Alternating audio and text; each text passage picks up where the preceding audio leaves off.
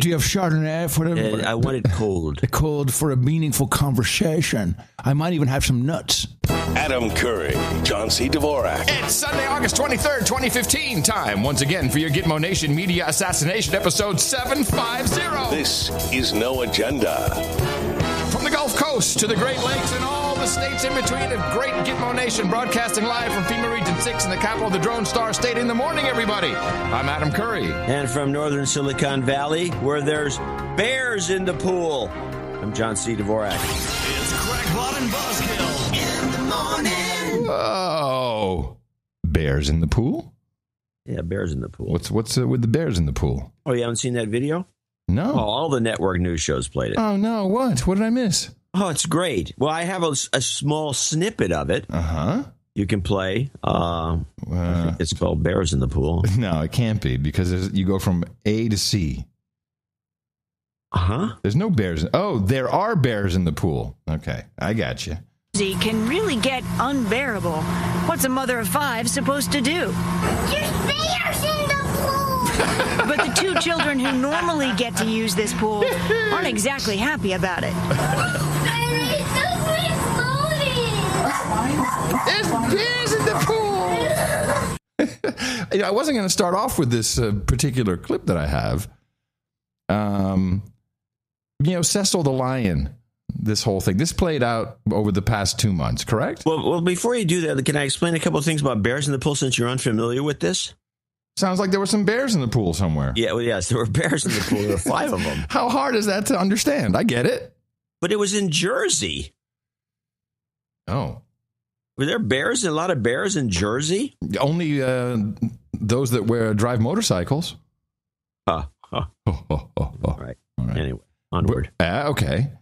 I did not realize this, but the Cecil the lion thing appears, yes, how crazy is it? To have been a promotional push. And I didn't realize it. For dentistry? For what? For the new CBS series event this summer known as Zoo. Oh, Zoo's already on. Yeah. Did you see Zoo at all? I've tried to watch it a couple of times.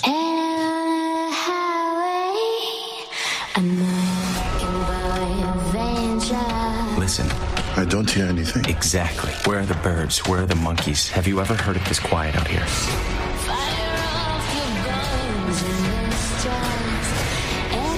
Predators kill for food. But these people were just murdered. Stay. That's a good boy.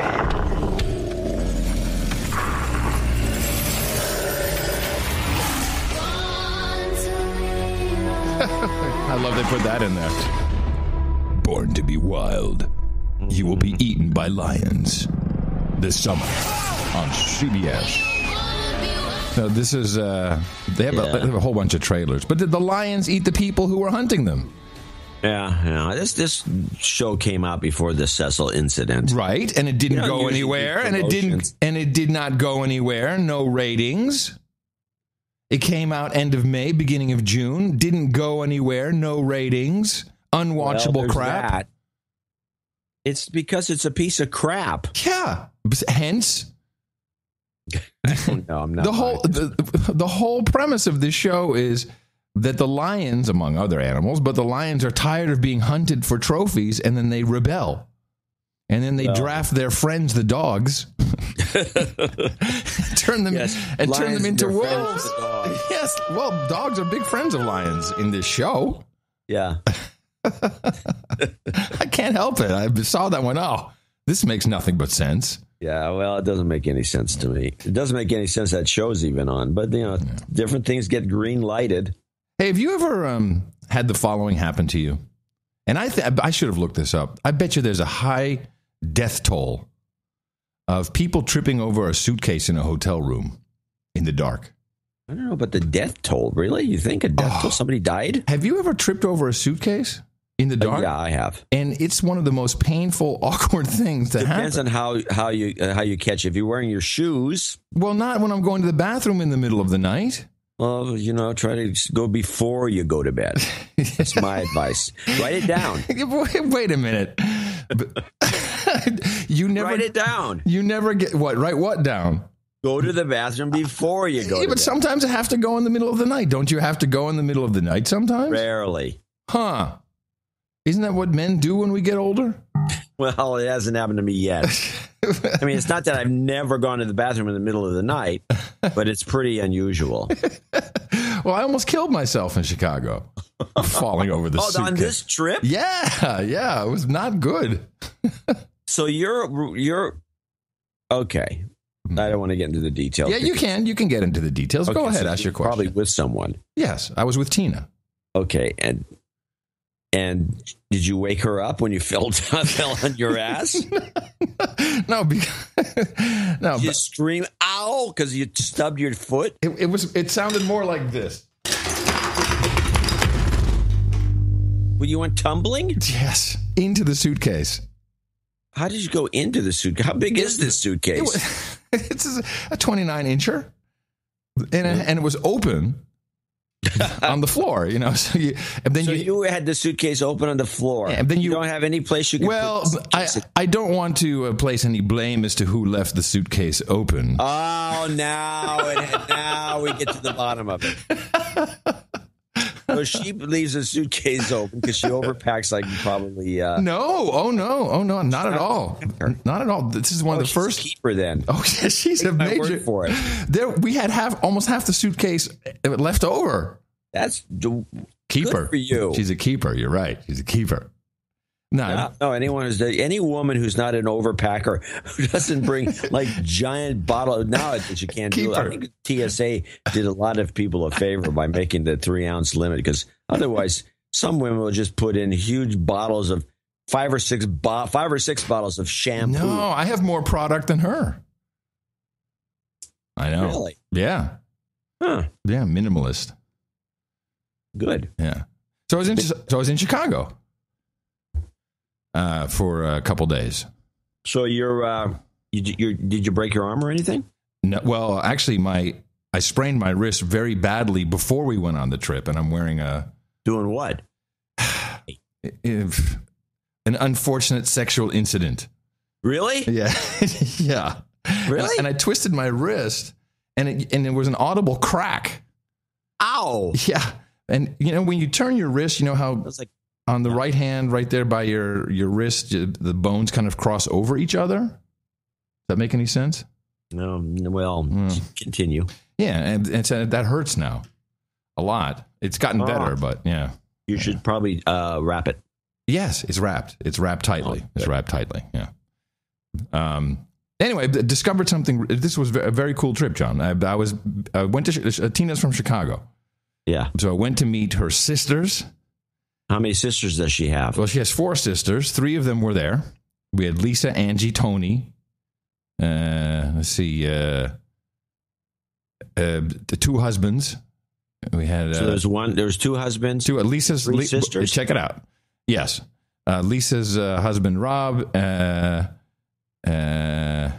Tony's husband Rob. I got to get it right. Angie's husband Tim. 2 of her friends, Carla, Teresa, and then Lisa's kid, Jonathan. And they're all from Chicago. And normally, when you meet people, you know, it's like I'm being. They talk like they're from Chicago. Adam, hey Adam, how you doing, Adam? Hey Adam. Yeah. And you know, typically when I meet people for the first time, you know, what are they going to ask me about? Would you like some milk? What would they typically ask me? What kind of questions? What would the line of questioning be? Well, if they know who you are, it might be, so what have you been doing for the last 20 years? No, normally it's, you know, what was it like meeting Michael Jackson? You know, that kind of stuff. You know what the questions were? All about the show. No. They're all listeners. Oh, so Tina punched them all in the mouth. Big time. Wow. It's even worse. She says they were making bets who was going to make a donation first and call the others out as douchebags. I couldn't believe it. Fantastic. Yeah, I could not believe it. It was really great. Anyway, so it was. Can I remind members of the audience who want to donate to us in person a little etiquette thing? Okay. Whatever your donation is, put it in an envelope and then give us the envelope. Yeah, with writing on the envelope so we know what's going on. Yeah, so we have your name on it if it's cash. Curiously enough, no envelopes were handed to me. But I did learn a number of things on this trip. Have you ever done the architectural boat tour of Chicago? No, but I hear it's fantastic. It's outrageous. If you're in Chicago, you must take this boat tour. It is. I mean, I had no idea. I've been to Chicago lots of times. Yeah, I used to live in Chicago when I was a kid. Really? Where did you live? I lived right now in an area that's all Hispanic. It's pretty close in. What is that? Old Town. Can you give me a little more help on that? On North Avenue. Oh, okay. The North Avenue area. So we went to Millennial Park, which I call Millennium Park, but I guess that's wrong. Did that tour, and man, it's really nice. There's one thing I noticed though. There's a new format for the homeless beggars, and you know me. When I'm walking down the $5. No, not if you're just begging for money. If you're doing something, if you're tap dancing, if you're hitting drums with a stick, I'm good for you. But the new format, and it's always jarring when you see homeless people because, well, although it is starting here in Austin as well. You talking about the cosplay? What's cosplay? Where the guys dress up in like a Smurf opera? No. Or a big giant Mickey Mouse? No. Here's the new format, and I saw at least 5 people doing this. They're sitting on the ground with their head between their knees. Their face is between their knees, holding up a sign against their knees that says, "Lost job, home, and family. Am incredibly embarrassed. Please help." And I must have seen 5 different versions of this lost job, family, kids, dog. I know exactly what this looks like because I've seen it in Europe. I saw it in Spain. I saw it in Barcelona to be exact. I've never seen this before. But it's a format. 3 years ago. But it's an obvious format. Yeah. And I don't like it. I don't like it. If you had a house and a job and a family and you lost them, come on, you can do better than that. I'm just not buying it. I'm sorry, I'm not buying it. Well, tips for the homeless. I'm sure we have plenty of homeless listeners. Yeah. Tips for the homeless. So it was a good time. Had a really nice trip. Definitely going to go back. I could live in Chicago. Did you go to the Billy Goat Tavern? We did. Had a cheeseburger upon your recommendation. Just outstanding. It's a cheeseburger. Outstanding. Nice buns, yeah. Yeah. Oh, hey, everybody. There he is. In the morning. Now, for the kicker. And we flew Southwest. Which has got to be, that's the way to go. Southwest. Yeah, that's just a short jump. 2 hours and 9 minutes. Midway, you don't have to come in from that crappy Midway, airport. exactly. 2 hours and 9 minutes is perfect. Absolutely. And Midway. And believe me, anyone going to Chicago, if you can go to Midway, because that O'Hare, it takes you 2 hours to get into Chicago. Sucks. All the time. Midway is a great airport. And, but actually on the way over, I'd booked the tickets and I had my pre-check and Tina doesn't have pre-check. And and she said, well, why don't you just go through the pre-check line? I'm not going to do that. We're not slaves. Come on. We're both going through the pre-check line. Watch this. And so I held on the 2 tickets, her ticket behind mine, the 2 driver's licenses on top of mine. And I go to the TSA guy and we're standing next to each other. Hey, how you doing? Gee, is it too busy? And I'm just trying to distract the guy. Yeah, you're trying to buffalo him. And it worked. Oh, that's a shame. It worked. What are we paying these people for? It worked. It sailed right through. Now, on the way back, here's the kicker. We're in the plane. We're boarded. Did you get back? Did you get back with the pre-check? No. We had, as we're going through the pre-check line at Midway, this wasn't even a TSA woman. It's one of those airport women, who stand there and say, "Show me a boarding pass." And she says, "Your wife's not pre-check." I said, "Hold on a second. Who are you? You're not my wife. Go away from me." Didn't work. Your wife's not pre-check. That's what they said. Your wife's not pre-check. This is not my wife. Where's my wife? Wrong wife. No, so we're on the plane and we're sitting down. And you know how when someone you recognize if you can see them out of the corner of your eye, and you kind of have that instant recognition. That's what humans are so good at, neural networking. Unlike Google tagging photos or Facebook automatically, we're pretty good at it. And I look, I see, oh my God, guess who was walking onto our Southwest flight to Austin? Bob Pittman. Nope. I'll give you two more. You need two more. What? Two more guesses. It wasn't The Rock. Close. No. No. Let me think. Madonna. No, Rick Perry. Oh, cool. Yeah. I said, hey, Governor, how you doing? And I had my wrist wrapped up, and he puts his hand on my shoulder. How you healing, son? I was flabbergasted. I'm like, coming along fine, Gov.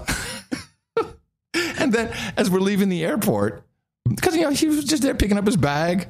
I don't know what happened, but I thought it was kind of cool. He's just, he's laid back, and people are looking at him, whatever, and we're leaving. Oh, he flew into Austin with you? Yeah, he's on the same flight. Southwest? Yeah, Southwest, yeah. Oh, that's cool. How the mighty have fallen. Yeah. And then, as we're leaving, he's leaving, and I say, hey. He says, oh, hey, man, have a good trip home, man. He's like, oh, okay. Manning me. That's funny. Yeah, I thought it was, I wonder what the backstory is. Maybe he just always flies on this. It's probably easier. Well, there's the ease factor, and it's also, I guess he's not putting on airs. No, definitely not. No, and a private jet. Because I've been really super famous back in the day, and I think that I was probably so full of myself. But there's no way I would fly Southwest as a celebrity. Well, that's the difference between him and you. I'm all in on Rick Perry now. It's good, right? Yeah, I thought it was. I think that's great. Cool. He didn't have an entourage, nothing, just by himself, just floating around. Yeah, hey, Gov. That was funny. Yeah, I know. I give him new props. Anyway, so I picked up a local news story from Chicago that I wanted to share. This falls under our cyber hacking heading. The unintended consequences of technology. I'll just play it. Kathy, gas stations have always been popular targets for armed robbers. Now savvy crooks don't need guns to make off with full tanks. Instead, these gas jackers are armed with inside information. Gas jackers! And tonight, they aren't the only security threat at the pump. The I-team has learned of a glitch that could a glitch! Expose those underground storage tanks to potential cyber attacks. For something like this to happen is just crazy. This surveillance video from a gas station on the north end of suburban Kankakee capturing the unusual hacking theft in action. Last month, on a busy weekday evening, cars start lining up at Pump 7. But from inside the station, owners say this monitor shows no activity, no prepay, no credit card activated, no gas being pumped. Or so it seemed. I noticed that gas was being pumped, but nothing was indicating on the register. So right away, my instincts kicked in that, okay, something's going on. Kankakee police tell the I-team this is an unusual heist in progress. The thief, apparently from the Chicago area. I believe this is him. Investigators suspect he picked the lock on this terminal and entered a I love the pick the lock. Default security code, allowing him to put the pump into test mode, essentially pumping gas for free. Police say his goal, cash. Nice. He was lining up people saying, hey, I'll fill up your car for $20. And it's so simple. Of course, the password is probably password 123 on most of these things. Something like that. Yeah. Test mode. We're gonna see so many of these examples. People have such get a clue. These technologies don't work. Well, they work, but they do not work necessarily in your favor, or it depends on who you are. Work. Yeah. I mean, something happens, but they don't, it's not what's supposed to happen. No. What they described is not supposed to happen. No, of course not. But I think it's good. We're going to see a lot of this type of jacking and hacking going on. Jacking and hacking. Gas jackers. Jacking and hacking. I'm jacking and hacking. There's a joke there I won't go into. That's all right. So what else? Well, I don't have much else. Well, I want to thank. That was it? Well, I do want to thank everyone who said, "Oh, we should meet up." I just didn't have time. I'll come back to Chicago. We'll do a meetup. Yeah, go to Chicago and actually set up a meetup so you can get 10, 20 people. Yeah, we'll do one. We're going to do a proper have enough meetup. People in the area, they'd be. And I'm sure that just Tina's friends and family is enough for a meetup. Yeah. You should do a meetup. Yeah. It's just like you said, a 2-hour flight. It's here's what I'm going to do. I'm going to take the Airstream up to Chicago. Did you get it yet? Tuesday. Yeah, Tuesday. So you're going to get the Airstream on Tuesday, and then it's going to be in Chicago by the end of the week. Yeah, no. So where are you going to park this sucker? Oh, the dealer will let me park it at the dealership for $50 a month.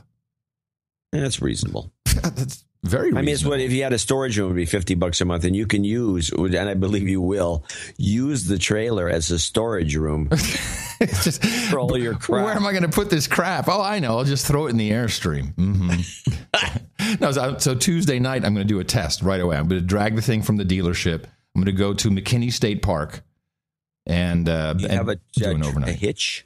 Yeah, I have a hitch. Hello. Didn't I drag a trailer around the country before? I don't know if they do. I figured that whatever car you were using then, it's already blown up by now. I still have Mustang Sally. She probably still has 90 horsepower left in her. It's a Mustang? No, it's Mustang Sally. It's a Dodge Ram. Oh, okay. Yeah. Yeah, Dodge Ram, that'll be fine. Yeah. Or whatever else I can find. So I'm very excited for the Little Pink Pill tour. Actually, we got a nice signage offer from producer Alex. My brother and I started listening a few months ago, heard about your Airstream decal, would like to see if we could donate that. We have a chain of laundromats, lovelaundry.com. Just put that on the side. Just give me a Love Laundromat. The Love Laundry Airstream. I think that's better than Little Pink Pill Tour. The Love Laundry Tour. Love laundry, and everything else. And we would love to have our dedicated sign makers make you perfect signage. And he says probably a decal, sticker, vinyl. I'm not sure what I need. Well, you need something that says noagendashow.com, and it should be that should be a standalone. It goes across the back windows. Oh, yeah, just a stand. Well, you know what I always liked? The bumper stickers Eric had, which was wake up in the morning. Yeah, noagendashow.com. I always liked that slogan. That was a nice sticker. In fact, it's still on my daughter Jay has it on her suitcase, and she has a clear one. Mm-hmm. It looks dynamite. Yeah, it's one of the better stickers and slogans too. Wake up in the morning. I like it. It has so much meaning. But I think we should call it what was the name of the company again? The Love Laundry Tour. What is the name? Touring laundromats from coast to coast. Hey man, can you do my underwear? Anyway, is this like a roaming laundry? Wow, that's cool. And so I've looked at I want to tour the parks mainly, and we got plenty. Yes, we do. And I looked at every state. There's the funny thing is there's different levels of parks. The state parks, depending on the state, but most of the state parks are dynamite, and they're pretty well equipped for trailers. Yeah. So state parks, then you have your national parks, which are stunners. Yeah. But well, Yellowstone is the park I want to go to first. You'd enjoy it. Yeah. So here's what I've discovered. I've looked at all of the options, satellite options. You know what? No way. Satellite is not going to work for us. But Verizon has such incredible coverage, and I'm a T-Mobile user for my regular stuff, but such a incredible reach. You can buy these booster boxes, and they Femto cells. What are they called? Femto cells.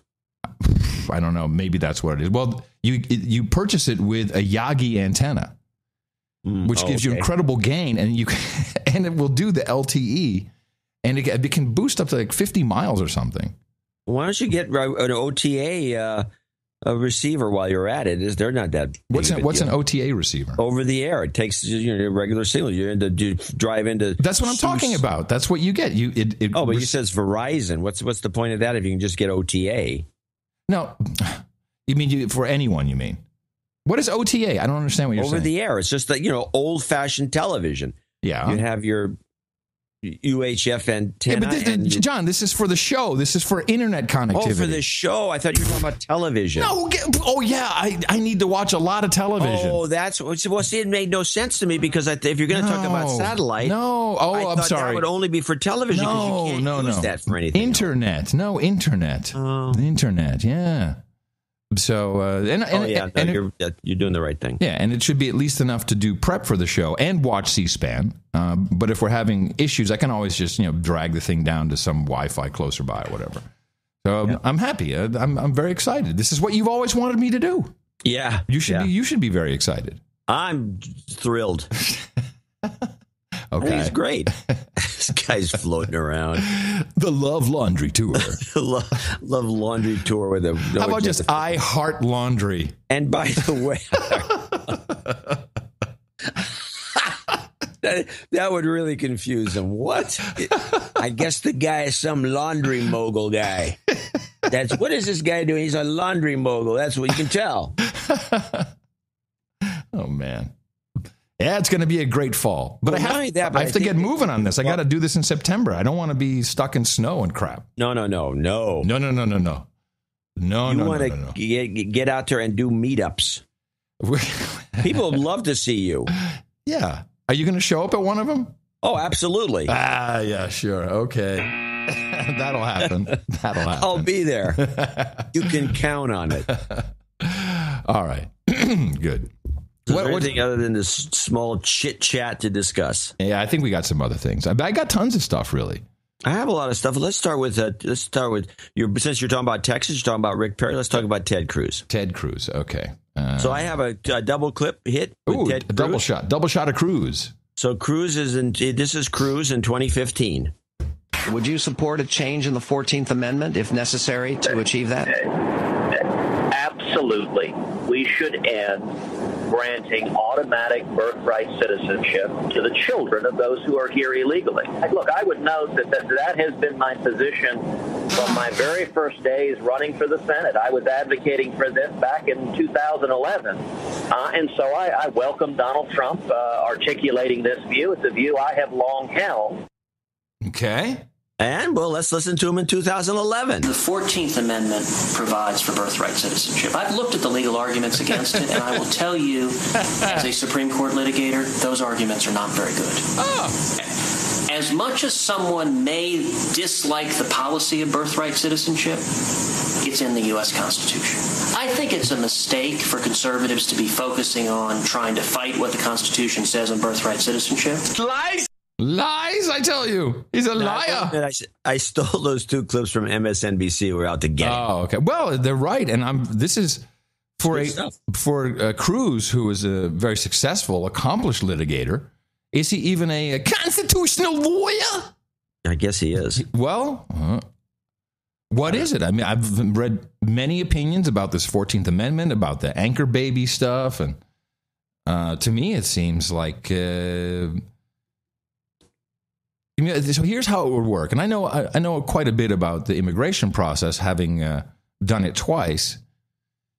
The only way that would work is if your child then, when the child is 21, the child can say, hey, I want to be an American citizen, I can have an American passport, then they could go through the process of, but it's not sponsoring, petitioning for the parents and any other direct family members to become the resident aliens. Yeah. So that's not really a super effective way of doing it. No, well, from your experience, apparently not. Oh, but the last time was just horrible and expensive. Yeah. I don't know. But that's really. I mean, if you believe that it creates the chain and gives some form of rights, yeah, only after the child is 21 and chooses the American citizenship. And I think. Well, see, Christina actually has dual citizenship because of her mom. Even though she was born in the U.S., had an American passport from almost day one, the U.S. had no problem letting her have dual citizenship because her mother's Dutch. Yeah. I can't. It used to be illegal years and years ago. When I was a kid, you couldn't be a dual citizen. Me too. They said, oh, Mr. Curry, if you want to have dual citizenship, then you can just have the Dutch citizenship, and we don't, you clearly are doing this for tax reasons or some other bullcrap like that. Right. And so you would not be allowed back in. Well, if you're going to be on that tip, let me see. I have... well, since you mentioned Anchor Baby, I do have a couple clips I want to play. Okay. I want to play this one, which is the Anchor Baby 1 clip, because I will explain why this clip was important to me. Do we need to give a little context and background for some of our European listeners? Does everyone understand what's going on with this? Or I think it's kind of explained in here. Anchor Baby is a term that Trump likes to use, but apparently, it's so politically incorrect. Well, there's a couple of points I want to make after this clip. You don't regret it? No. Do you have a better term? I'm asking you. You give me a better term and I'll use it. That echoed Trump's language the day before. You mean it's not politically correct and yet everybody uses it? So you know what? Give me a different term. Give me a different term. What else would you like to say? Bush has a history with this phrase. In 2013, he helped launch a group called the Hispanic Leadership Network and instructed Republicans to avoid language offensive to Latino voters. Charlie had read in part, quote, "Don't use the term anchor baby."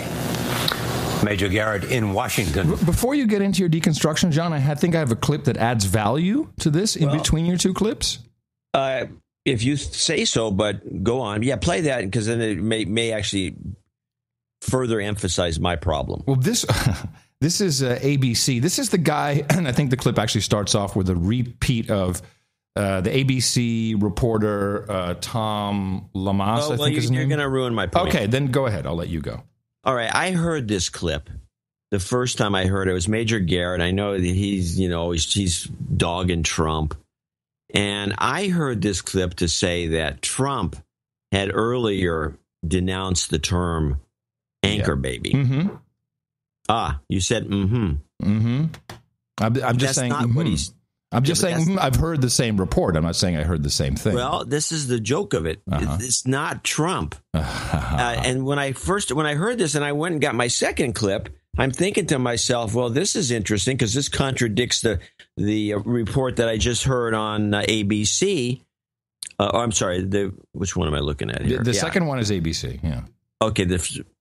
What's the first one? The first one was CBS. CBS. Yeah. So yeah, that's where Major Garrett works.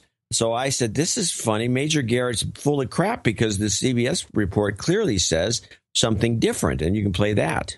This is the ABC report. I'm sorry, the ABC. Yeah. Well, you see how easy I got confused. I'm sorry. Outrageous and don't make sense. But both candidates today facing questions about why they use the term anchor babies to describe American-born children of undocumented immigrants. The implication, parents have the children to anchor themselves in the U.S. so they're not deported. Are you aware that the term anchor baby, that's an offensive term? People find that hurtful. You mean it's not politically correct and yet everybody uses it? Just 2 years ago, Bush chaired a Hispanic outreach group that sent a memo to Capitol Hill suggesting conservatives don't use the term anchor baby. But now he's defending it. Anchor baby, is that not bombastic language? It isn't. Give me another word. Hillary Clinton later offering up suggestions on Twitter, tweeting, "How about babies, children, or American citizens?" She's clearly seizing the Republican battle, which if Donald Trump has his way, won't end anytime soon. Yeah, I think we came to the same conclusion. All right, well, we may or may not have come to the same conclusion, but when I went back to get the Major Garrett clip and for the show today, it was clear that he said Bush, not Trump. Right. But the way they presented it, they had a little Bush, then they went longer Trump, Trump, and then he did a switch on me, and it put in my mind that it was Trump that's being contradictory. Right. But it's not. Well, I'll play my clip, which has pieces of what we just heard in yours. And to me, something else became very apparent, particularly because of the veracity of this ABC guy. Now, we know ABC is corrupt. We know they're all in with the White House. We know they're certainly all in with the Clintons. But George Stephanopoulos is all in with the Clintons. He donates. He works for him. He works for him, yes. He's an operative. Are you aware that the term anchor baby, that's an offensive term? People find that hurtful. You mean it's not politically correct and yet everybody uses it? So that's the first version. The first time he did. It's a script, John. Check it out. Now both Trump and Bush are facing tough questions about the term anchor baby. So you are right. Bush started, this guy asked Trump about it, and now all of a sudden they're both using the term, and here's the rest of the script. Used to describe American-born children of undocumented immigrants, implying parents have children to anchor themselves in the U.S. so they're not deported. I don't regret it. You don't regret it? No, do you have a better term? I'm asking you. Okay. A lot of folks you give me a better term. Right, so there's the Bush version, and it's really about what Hillary did in return, which completes the whole script. And I'll use it. I'm serious. Governor. Don't yell at me behind my ear, though. But just 2 years ago, Bush co-chaired a Hispanic outreach group that sent a memo to Capitol Hill suggesting conservatives shouldn't use the term anchor baby. Hillary Clinton later offering up suggestions on Twitter, tweeting, "How about babies, children, or American citizens?" There you go. It's just a script to give her some good fodder. Give her something to, other than the negative stuff she's getting slammed with. Exactly. There's two other things. One, they showed a copy on the one report. The second one that I played, which was Anchor Baby debate. Yeah, the ABC one. Yeah, they actually showed from that old Bush memo, and it had all kinds of things. It's because you could read it on the screen. It said, "Do not use illegal alien. Do not use." Really? That's what it said. Do not use illegal immigrant. That's fantastic. It had all this stuff in there. I want to get a copy of that thing because it's just a joke. I love it. And then worse, which is I don't have a clip from because it was a visual again.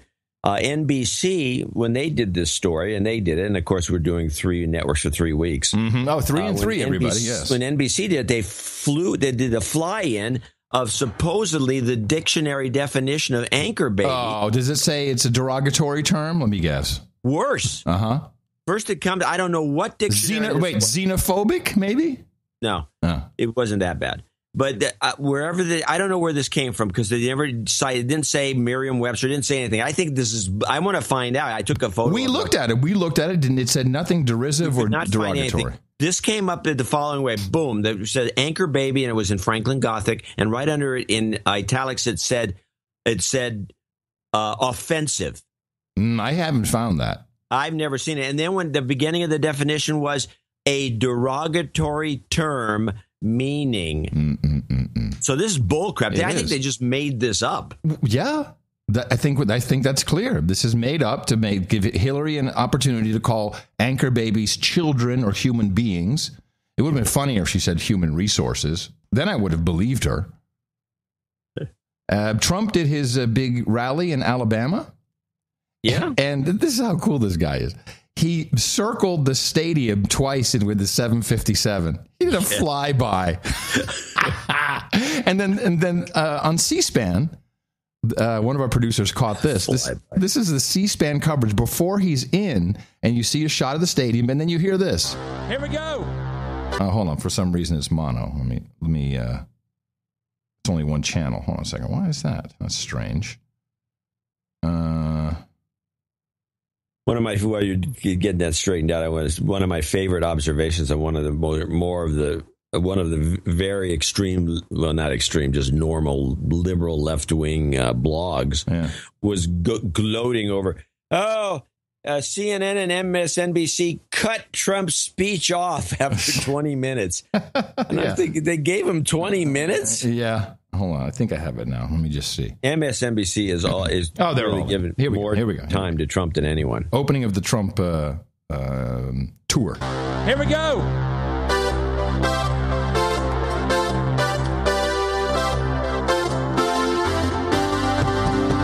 Trump! I love that. That's funny, especially since Van Halen could use all the goodness they can get right now. Man, David Lee Roth, man, I'm sorry, I like the guy, but he has no business singing anymore.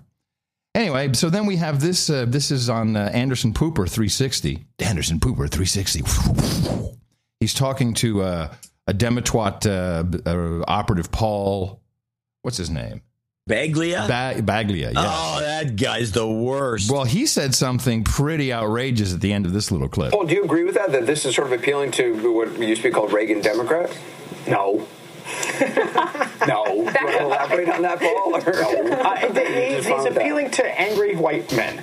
which we call them now Republicans. I love that, by the way. Angry white men, formerly known as angry white men, now known as Republicans. High favorability is among GOP women there. Yeah, God bless them. And I think, look, I couldn't be happier. This is the Trumpification of the Republican Party. I'm always amused, and Amanda's not doing it because she's too smart, but I have Republican friends who look me in the eye with a straight face and say, well, Trump doesn't represent the Republicans. Well, wait, he's the Republican candidate who's leading among Republicans in the Republican polls. He is the Republican Party. He defines it. Now, I'm just curious, because I don't think he's going to make it all the way. I don't think he's going to be the nominee. As I've said, God is good to me, but not that good. What's going to croak him? What's going to croak him? Yeah, this is funny because I knew I had this clip, but I never clipped it because, I don't know, I lost it somewhere. But yeah, what's going to croak him? What's going to croak him? Really? Croak as in kill? I guess. What does it mean to you? Yeah. What's going to croak him? Well, I think what he means is in the general sense as a candidate, maybe what's going to kill his candidacy. But if you said that about anybody else, it would be if you said that outrage. about Hillary or anybody like that, people would go up in arms. Nobody gave crap. Of course, this guy's just another schmuck in the wind. Now, I have to say I was very impressed for once by the Morning Joes. The Joe Scarborough and Mika the Illuminati. Mika Brzezinski. And maybe her dad went something like, you must start to sound a little less partisan. You have to put them down a little bit about the Trump. It's funny, him and Soros sound the same. They are the same guy. Have you ever seen them in a picture at the same time? No. No, that hasn't happened. So the Huffington Post continues to only put Donald Trump news in the entertainment section. Yeah. And I find that's subjective. I find this to be interesting and important.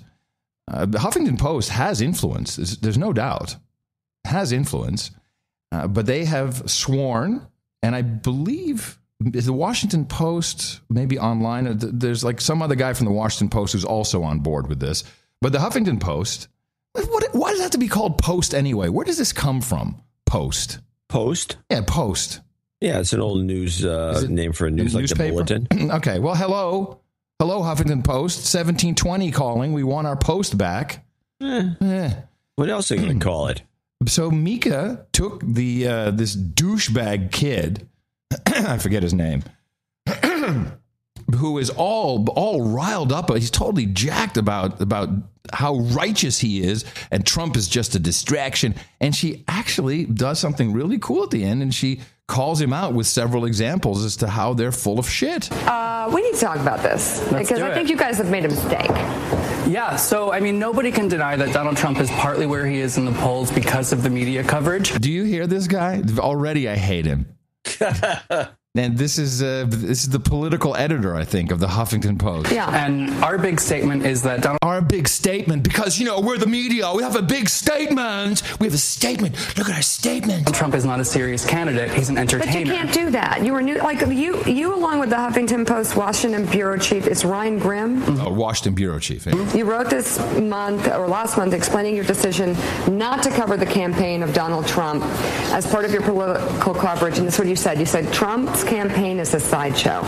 We won't take the bait. If you're interested in what the Donald has to say, you'll find it next to our stories on the Kardashians and the Bachelorette. Is it okay for a news organization reporting on facts? Is it okay for them to make big statements like this, John? Is that okay? Yeah.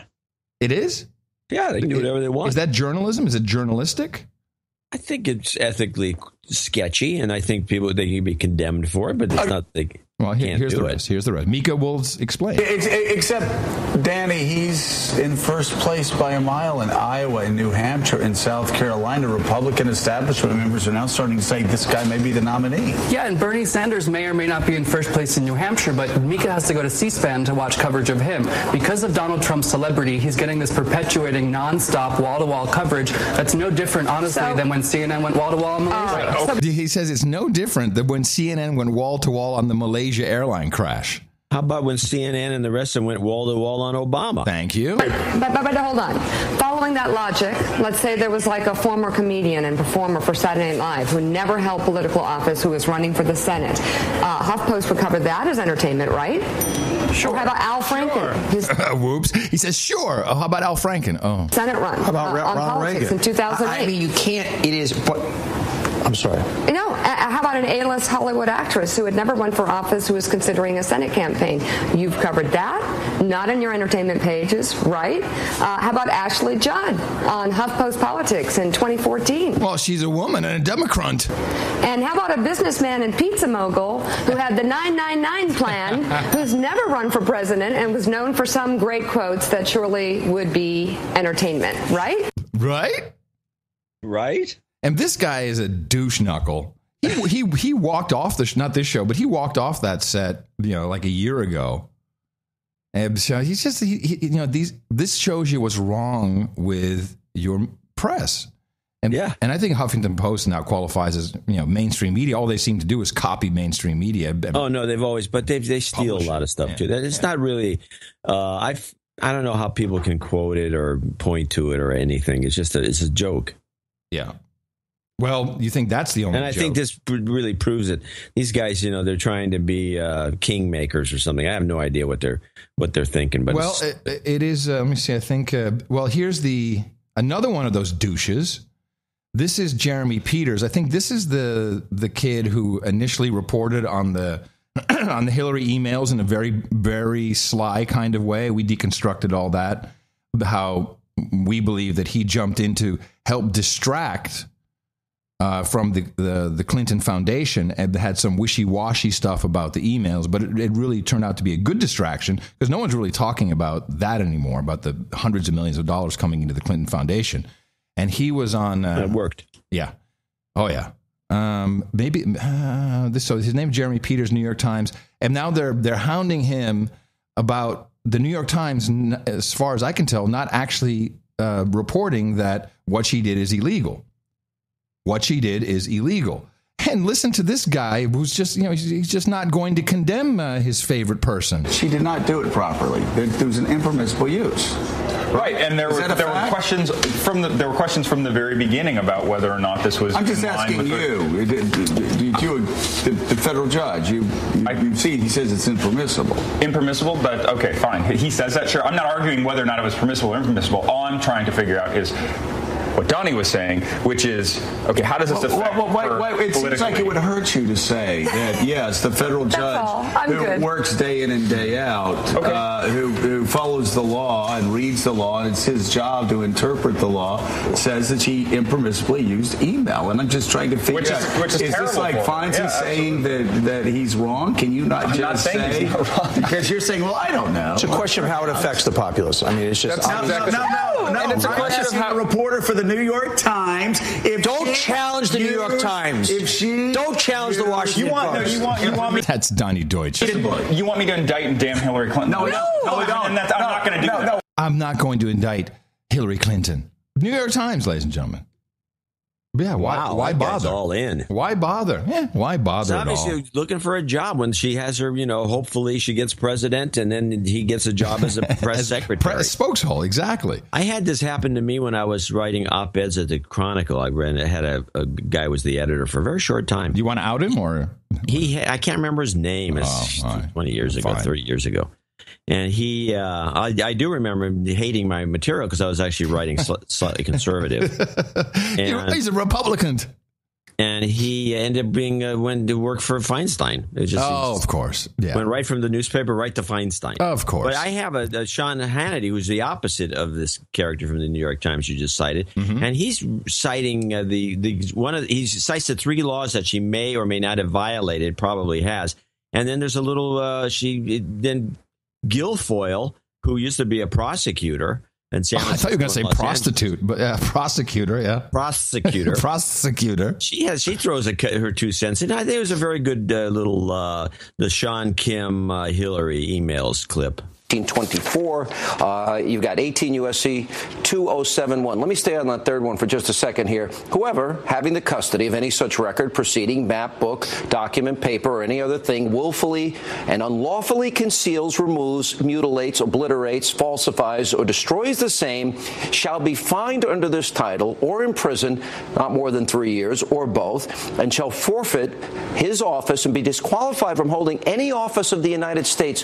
What's interesting about that is you add a whole other element to those three laws, which is if she consciously erased them and the FBI retrieves them, that is now obstruction of justice. Yeah, correct. What does the law say? So she's looking at penalties and fines there. That's when people say, oh, they're not going to get her. You'd be surprised. And then what's going to happen is they're going to try and turn someone within her inner circle. And there's people that are vulnerable. They're also looking at potential criminal liability for any kind of part they might have played with obstruction of justice or deletion of emails or of this property. And that's Huma Abedin and Cheryl Mills as well. So you can be certain. And if it's Clinton style, they'll look for someone to take the fall. Yeah, you nailed it, John. And you nailed this on Thursday as well. And I went looking and searching for more condemnation of the aides.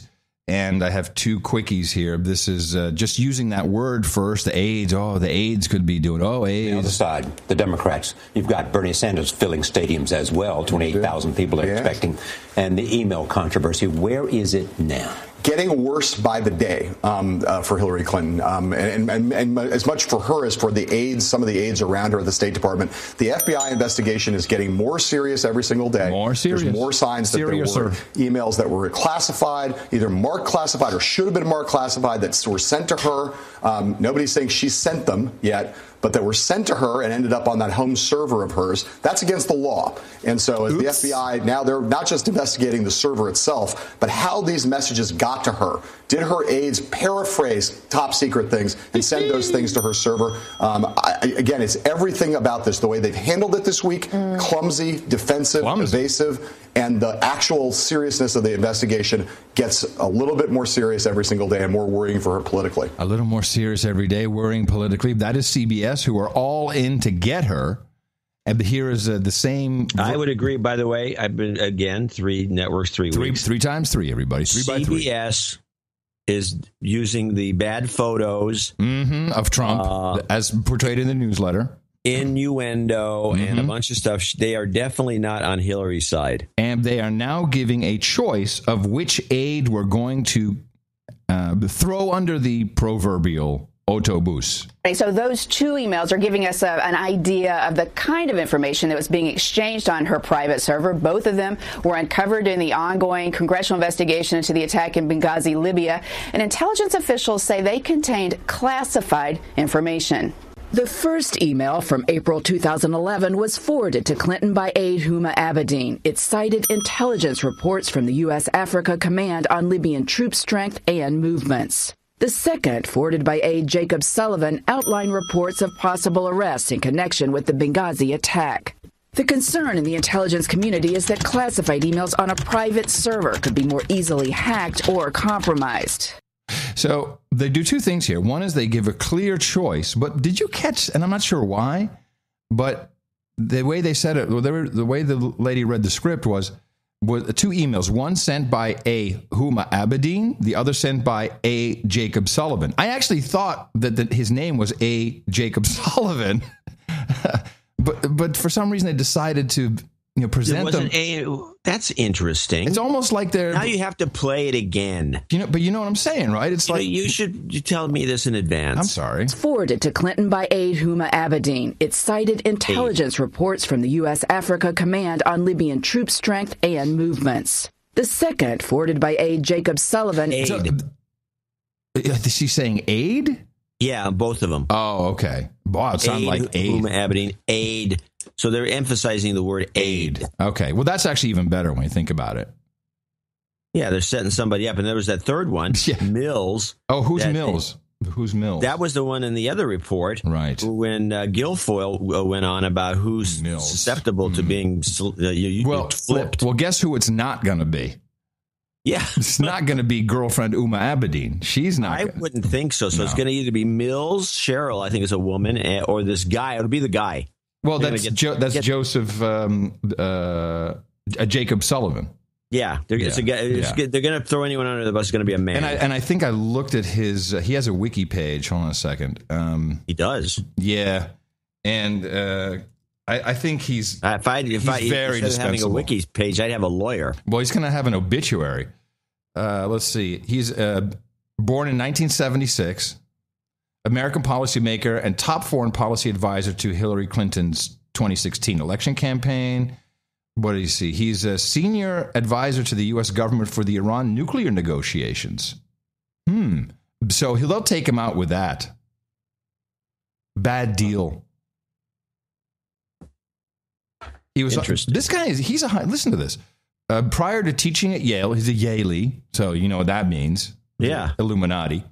Sullivan was deputy assistant to the U.S. President Barack Obama, national security advisor to Joe Biden as VP. Also served as the director of policy planning at the U.S. Department of State and as deputy chief of staff to U.S. Secretary of State Hillary. So he served when she was Secretary of State. I think this guy's he's toast. I think you might be right because especially if he was chief of staff.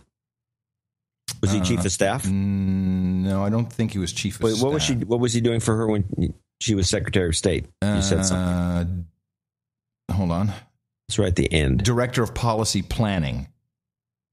Oh, and as deputy chief of staff. Okay, well, there's a plus. Who was chief of staff, I wonder? Because that's another guy they could go after, or woman. Let's see. Chief of staff. Clinton secretary. But that's the person I try to flip. Why would it have to be Cheryl Mills? There you go. Real time. Amen. Fist bump. Real time analysis, everybody. Doesn't get much better than that, does it? How hard can it be? How hard can it be? Well, and then finally, CBS is. Well, those are the two targets. Uma is going to get out of this. Right. So it's going to be between Cheryl Mills and Jacob Sullivan. They'll be pointing fingers at each other, and you think Cheryl will be the one to go because she's a woman? No, I think it'd be the guy. They're going to get rid of the man. You know, she's a loyalist to women. Right. Of course. I mean, let's get real. And then this from CBS. Time reports on a growing effort to let Jon Stewart host a presidential debate. His fans launched a petition shortly after Stewart left The Daily Show. They want the Commission on Presidential Debates to consider letting Stewart moderate a debate. The petition has more than 140,000 signatures. 140,000? So really?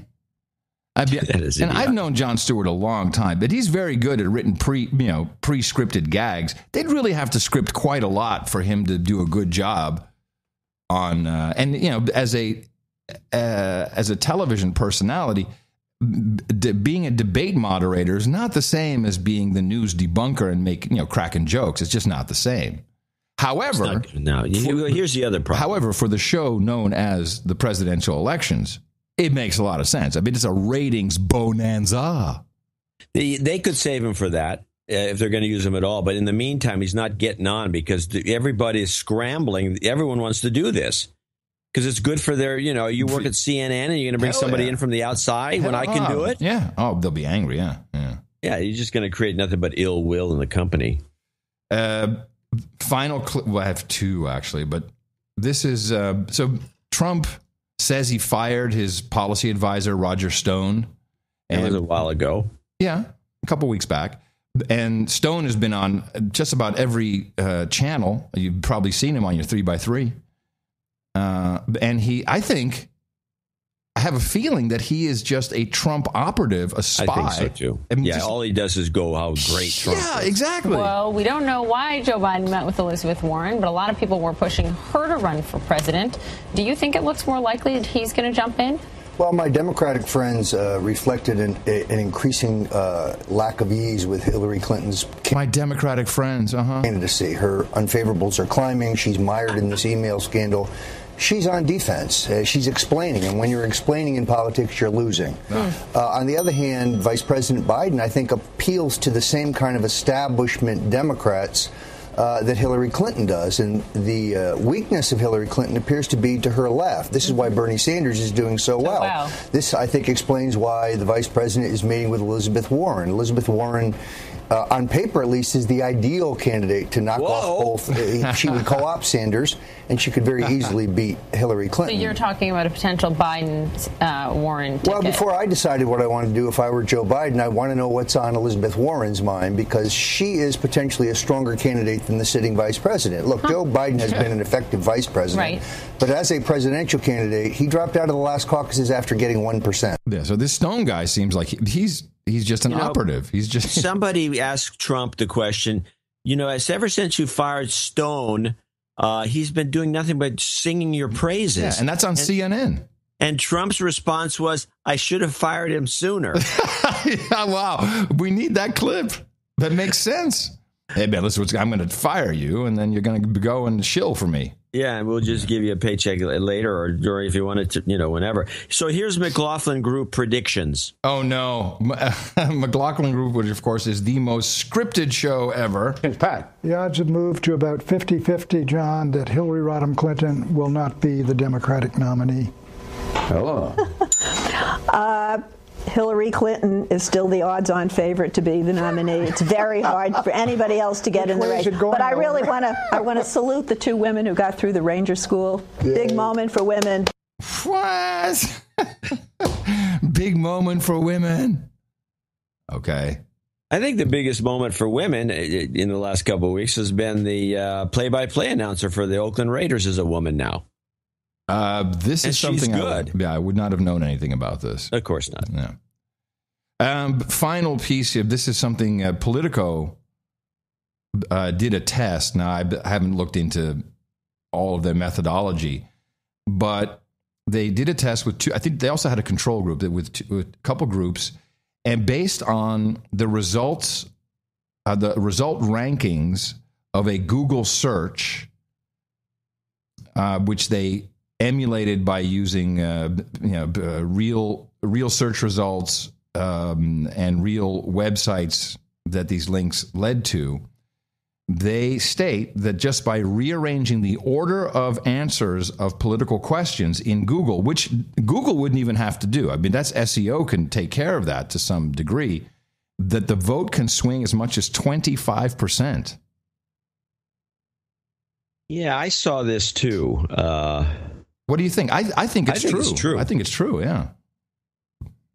I think Google could rig the election. But you can also rig Google. It doesn't just have to be. I mean, how many Google people are working at the White House right now? Lots. In the State Department. Including the Pentagon's got something like 10,000 public relations people. Including the chief technology officer of these United States is a Google woman. She's a Googler. A Googler. That is another huge unintended consequence of technology. And we know SEO people who can do amazing things. Yeah, but it's like a movie. Yeah, well, only the ones that are full-time can do amazing things because it's such a moving target. Google keeps changing its algorithms ever so subtly. Sure. But still. I mean, we try to do SEO with our titles, I don't think we've ever come up in. We don't do any SEO. We think about it. We come up with a title and pray. It's the spray and pray methodology. No. We don't do any SEO. But with that, I will thank you for your courage and say, in the morning to you, John C., where the C stands for the Chicago Kid, Dvorak. Well, in the morning to you, Mr. Adam Curry. Also in the morning to all the ships at sea, boots on the ground, feet in the air, subs in the water, and all the dames and knights out there. In the morning to everybody in the chat room, noagendastream.com. In the morning to Void Zero, false alarm on a lung collapse. He seems to be okay. He's back on the stick, making sure the stream is working just perfectly. In the morning to our artists, thank you very much to our artist who provided the artwork for episode 749er. And that, of course, was the Big Jump episode. And the artwork was for the original Sin. The words, it was just a beautiful piece. Sin with a little copyright thing over it. Yeah, it was just simple, but worked. It was nice. It looked good. It looked good when you posted it. Very good. Yeah, it looked very good. It just had a wow, that's slick. And it has multiple nothing meanings. To it. Yeah, exactly. NoAgendaArtGenerator.com, which thank you, Sir Paul. He's fixed the sign up, so that's working now. And if you're a new artist, we welcome you, as we always choose our art from our producers, our artistes. And they're also used for newsletters and other and decals. They're used for decals on the Love Laundry Tour. I Heart Laundry Tour. I think I Heart Laundry Tour is funny. Yeah, with just a heart. I Heart Laundry. And we had some pictures of you with the string. You got the string, like the rope with the laundry hanging off of it. A trompe-l'oeil. You know a trompe-l'oeil? Yeah. It's like a so it looks like French. There's real laundry hanging on the side. Yeah, maybe not. We'll work on it. Yeah, it's probably beneath you. Hey, I had a funny situation this show. Really funny? Am I going to laugh hilariously? Funny. So we had three. Eric put it in the note. He says 2 people have donated twice for this show, and both becoming executive producers in the process. And that would be Paolo Tossiani in Twickenham and Sir Otaku in Louisville, Texas.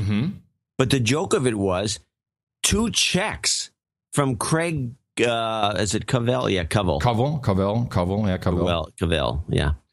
From Auburn, Pennsylvania, came in. I just added them together and made it 246. But so we actually, now I'm going to ask you, how often have we had 3 double donors? And we're going to go. I don't think we've had it at all ever.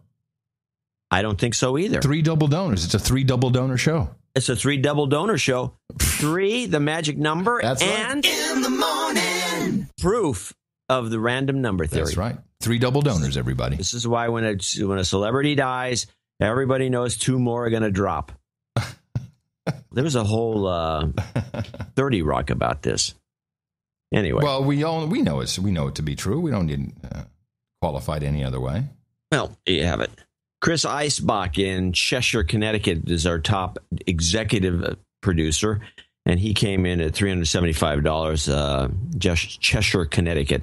Just wanted to send this donation on your 3/4 Millennials show to thank you for your help in keeping us all sane. Yay.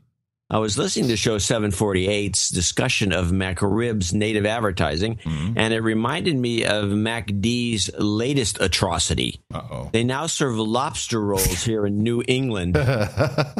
I gotta do it. They have mac and cheeseified lobster. Yeah, this is a gourmet dish. Trulux here in Austin does it as well. I find it abhorrent.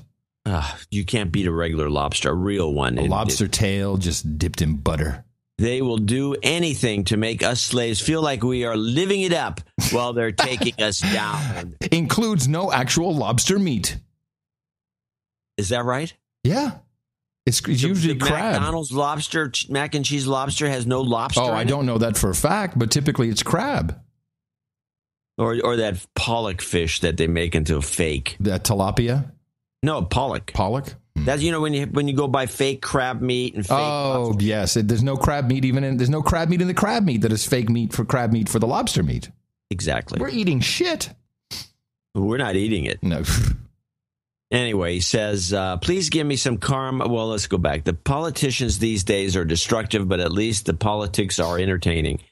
Please give me some karma along with a Hillary. At this point, what difference does it make? And a little girl, yay. What difference at this point does it make? Yay! You've got karma. Mm-hmm. Thank you very much, Chris. So Chris is our sole executive producer. When we go into associate executive producer, starting with, well, no, I take it back. Sir Otaku, his $100 plus his $234 adds to $330. So he's executive producer. He says, John and Adam, I'm shocked to hear that producers are making demands for donations. I'll tell you, I'm just shocked. Here's a little something to keep you with my $100. Do you want to explain what that is? I wrote a newsletter because some guy, and it would just hit me the wrong way because I noticed this over the years that we've been getting these sorts of things. It used to be worse, actually. This guy comes in, he says, if you play this clip and if you play this clip on the air and then don't laugh, I'll give you $100. And so I thought that was just like too much of a demand. And I actually watched a little bit of it. It was unwatchable. It didn't have the right kind of content for the show. I said, we're not doing it. Keep your $100. Right. But then I started thinking about it. I've noticed this before. Other people make demands. In the early days, we had some joker who I'm sure is not listening. because he probably gave up on the show because he was an a-hole. And he said, if you guys stop begging for money, I'll donate. You know, yeah, thanks. Sure, you will. That's how it works. Yeah, that's how it works. Right. He copied both of us. How stupid do you think we are? He copied us both on that email, and I had the same response, but you actually replied quite nicely saying, you know what, keep your $100. We don't want to do that. Well, it was, for different reasons. And one, they didn't fit in the show. So I decided to make it a theme of the newsletter, I said. And I put a $100 make good donation so anyone who wanted, and we got a dozen or two people that came in with $100 to make up for the lost $100. It turned out to be 50 because he came back with another note. We went back and forth and saying, I'll give you 50 just for answering. Great. Although I haven't seen it. I could be wrong. Sir. Wait, he wanted something here, didn't he? Yeah. Okay, read his note. Yeah, he says, shocked. He wants I want a jingle, but ever since I set the Obama mariachi jingle as my ringtone and the LGY for my message notification. Sounds cool. Good. Yeah.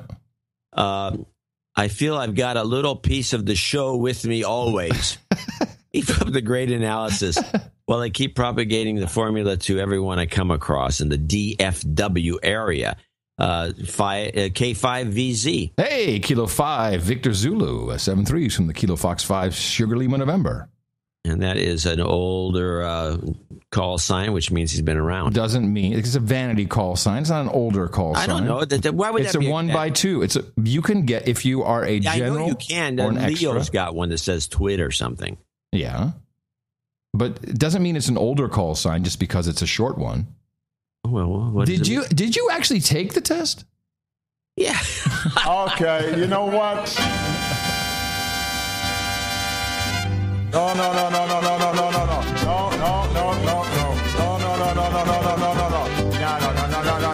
Hey, no.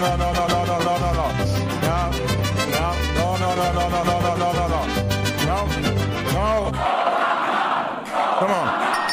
Yay! You've got karma. Yeah, I might have to report you to the FCC. Yeah, go ahead, Stooley. I want to report you for, you didn't even identify yourself in that segment. Linton Harry in, was it Tiwi, North Territory, Australia? Northern Territory, $300. I could not find any note from him. I'll look. I looked. I couldn't find anything. I tried his email is a little different. I tried that, nothing. So Linton, or Harry, if you got something to say, let us know. $300 for him. Yeah, it makes him an executive producer. Then associate executive producer Justin Lee in Clinton, North Carolina. Again, no note, completely impossible to find. And Sir Craig Cowell, who sends checks in through one of the banks in Auburn, Pennsylvania. Also, no note. $246.66 from him. There's 2 checks combined. Lynn Sutton in Stepaside. Really? Is that the name of the town? Yes. Stepaside, Dublin, Ireland. Or it's, I guess, a district or something. 23456. Donation from Lynn Sutton using my husband's PayPal account. Dear John and Adam, my husband, Baz Sutton, hit me in the mouth at the start of this year, and I have been listening with interest ever since. I would like my donation to go towards his knighthood, having listened to your show. That's love, man. I have one overwhelming observation I wanted to share. Uh-oh. You often speak about the man overboard syndrome that affects some listeners as they bitch about you being too negative. Man overboard! No, I want to share with you a noob perception on this. Before I started listening to your show, life was easy. No agenda show ruining lives for 8 years. I listened to the news. In fact, I worked for a talk-based news radio station, and I was very content on believing what I heard to be true. When I started to listen to your show, I was amazed at what I was hearing on the news, the so-called truth versus your deconstruction of the stories to show the anomalies of what is being reported against what's really happening. Having this knowledge is actually very difficult as you listen to your friends, family, colleagues, etc., believing the mainstream without questioning anything. Ruining friendships and families for 8 years in a row. While I, having listened to you guys, know that there was more to the story than they have been told. This means you face 3 options. 1, rolling your eyes at their ignorance. 2, being the crackpot that rants like a lunatic about how they know nothing. And 3, more likely, shutting the hell up. Option 3 is the easiest option, as it avoids getting into an argument that leads to either 1, rolling your eyes, or 2, being a crackpot. So what am I saying is having this much knowledge can actually be taxing when compared to believing the mainstream. So I would like to thank you for your courage and say, keep up the good work. But I would also like to say to John, read your damn tweets. I highlighted the mac and cheese button weeks ago. Can I please have a I love bugs, amen fist bump, the magical shape-shifting Jews, and a general karma for everyone? Yes. Well, Lynn, I'm curious, what do you think Lynn does? Does she just roll her eyes in their ignorance, or does she go for option 3, where she just shuts up? I believe by reading this note, by deconstructing this note itself, she's slightly argumentative. She does none of those 3. She actually chimes in. Oh, at no. the right moment with a little jab, a little knife point, little needle point there. Yeah. Yeah, that's good. Well, that's very kind of you, Lynn, particularly that you're doing this for your husband. That is true love. I heart laundry. I love bugs.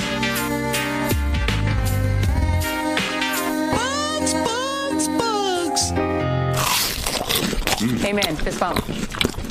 Tastes like poop. When I see bugs, I want to stomp on them. I want to swat them. I want to raid them. Bomb them, and bomb them again. Come on, everybody. Roll up with the magical shape-shifting Jews. Step right this way. Here we go. Roll up with the shape-shifting Jews. Roll up. The magical shape-shifting Jews. Roll up. A little illustration. The magical shape-shifting Jews. Roll up. It's such an aggravation. You've got karma. Nice. Not a commercial outfit in the world that would let us play that song. No, I'm pretty sure you're right. Onward to Paolo Tossiani, I guess, in Twickenham, UK. $211, total of 2 donations. $111 donation, so John can go on Twitter and buy some shoes for Mimi. Which you can buy on Twitter. I did not know that. Yes, they advertise for shoes. They do? Well, we played a clip where someone mentioned that. Oh, that's right. Okay. Yeah. Thank you for all the hours of entertainment I've been able to experience. One of the best feelings in the world. Talk with a stranger in a pub about the Trump and make the Donald, but the Trump is funnier. And make them change their minds. This is in the UK. From denialists to supporters in less than 10 minutes. Huh. He's got some information about Venezuela for us in the in an email. I haven't seen it. Oh, I have seen it. It's large. Okay. Large. But so good. He is probably one of those. He's probably lived there or something, I'm guessing, because there's a lot of Italians in South America. Yep. And that concludes our little group of producers and executive producers for show 750. I want to remind people we do have a show coming up on Thursday, 751. And go to Dvorak.org/NA and find some plan there or some way to help us out. We'd appreciate it. Also, I don't know if you were copied on it, but I have now received a second No Agenda Morning Zoo compilation. But you know, like the No Agenda funny stuff. Oh, another whole show? Yes, a whole nother show. This covers a couple of holidays coming up. I'm so appreciative. We do the intros and outros to those. Oh, we'll do that. We'll do that. And actually, what I'll do is we should tease them. Why don't you tell people what these are? Well, these are and they're put together by. I'm sorry, I of course forgot who did it for us. We'll find. That's important. Let me just Morning Zoo. It'll take. Well, while you're doing that, I'll explain something. Yeah.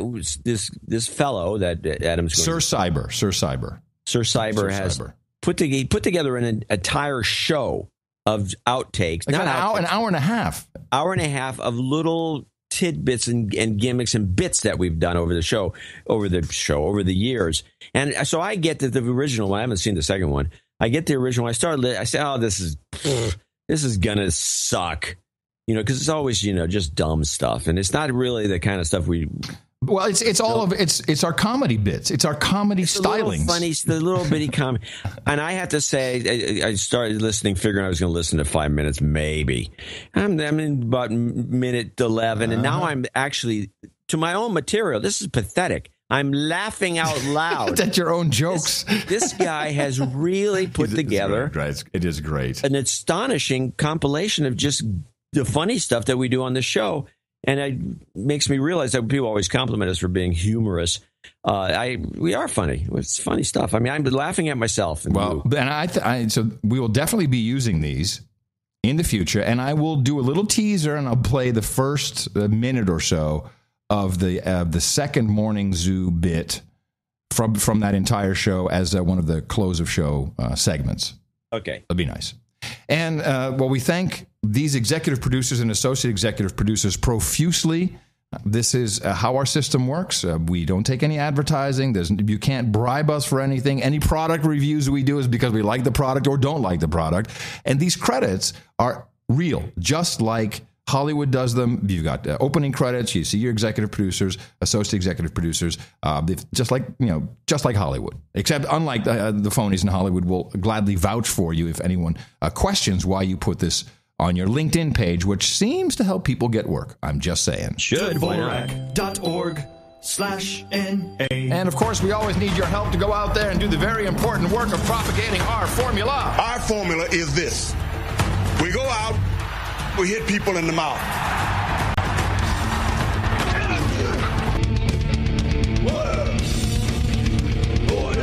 Shut up, slave. Shut up, slave. Hold on, I gotta fix this thing. What's going on? I have an ad I wanted to play. It's only a shorty. Are you getting paid? I wish. Hold on. It grossed me out. And this is a show on Fox. Called Outnumbered. What is the show about? Okay, Outnumbered is a show where there's 5 women, chatterboxes, but it's not like The View or The Real or all these other ones where the women are dingbats. They're actually at least present themselves as thoughtful. So there's these 4 thoughtful women on there, and then they bring a man in. And to get it, outnumbered. And he what? This is a complete war on men thing. It's kind of, but that's not what the point of this particular thing I'm discussing is about, which is you always know who is watching a show by the ads. By the advertising, of course. And I have never seen an ad like this in my life. I have never heard of this being an ad-worthy product. And I was grossed out. Now everyone who uses catheters can get a better catheter with Liberator Medical's free catheter sample pack. There's the all-new compact catheter for women, the closed system catheter, the polished eyelid catheter, the discreet pocket catheter. Call for your free catheter sample pack with free shipping. I have an idea. So on the side of the Airstream, we have I Heart Laundry. Ask for your free catheter sample pack inside. Hey, man. I need give me one of those catheter packs, great man. Smoking doobies. Hey, wait a minute. You can use a catheter to smoke a doobie? Have you ever done this? No. No. But the way this ad ends with a bunch of phone numbers and stuff, they say, get your pack today. They show a guy coming up to knocking on the door and some old fart opens it. And they hand him a box. A sample. That is so huge. It's like this massive monster box they give to this guy. I'm going, oh my God. Well, I think it's no secret that people who watch regular television are, up there. They're in the catheter demo. The catheter demo. That's one. That's a show title. Catheter demo. Yeah. Hey, sticking with Big Pharma for a minute, producer Daniel sent in a note about the female Viagra, the little pink pill. Yeah, the little pink pill. And I think he nailed it. He says, Adam, let me relate a personal story. As I've mentioned to you previously, I'm currently on medication for a major recurrent depression for about 1.5 years now. So these are SSRIs. These are the things that, and the side effects are that besides anal leakage, you may want to kill yourself. If you have suicidal thoughts, call your doctor. But they are they're antidepressants. Kill him. Yeah. Ever since I've been taking my current medication, I've had pretty much zero sexual desire. It's not that things don't function, but the thoughts don't even enter my mind, and I get no satisfaction on release. Now that I'm slowly building off my dependence on the medication, which does work, he says, my desire is slowly returning. This cannot be a coincidence. With much of America drugged up on something, which, yes, I wouldn't be surprised if the need for HSDD medication is caused by this. I think he's nailing this. This makes nothing but sense. I'm pretty sure that women outnumber men on antidepressants. I have no data to back it up, but just looking at the ads again, it's usually women who are featured in the ads. So it's perfect. We drug you up so you don't want to have sex, and then we give you something to counter-drug you to make you want to have sex. Yeah, you're like almost normal again. The sleep, wake, Yeah. a pill. Oh, go to sleep, take a pill. Wake up, take a pill. Go to sleep, take a pill. Yeah, it's the same thing as the sleep, wake thing where you're drugged up all the time for all practical purposes. You can't go to sleep because you're up high on bennies. And I guess that's a term. Hello, 1960 call. I'm sorry. I said they want their bennies back. Hey, Benny and the Jets. Mm-hmm. A guy wrote in, Wayne Roper, and he mentioned something. It came up a little earlier in the show, and I didn't bring it up now. But I was annoyed when he said this because we haven't actually...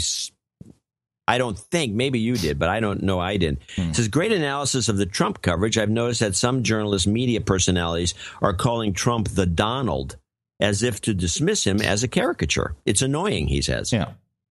I think that was a good catch. There's also the Teflon Don. I haven't seen that one. Oh, but I think, I've seen this a couple times. But Teflon Don originates from New York from, was it the Gotti? Huh? John Gotti. John Gotti, right. They called him the Teflon Don. Yeah. Because he always got off. Right. And so now, a good lawyer. So it's good. I think it's interesting.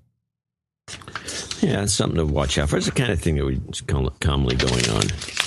I found another thing. Which you've written down on paper. Oh, I'm sorry? Oh, you wrote it down on paper because you shuffled your papers and you said you found something. I realized a couple of things. One, Caitlyn Jenner is annoying. Okay. Hello, Captain Obvious.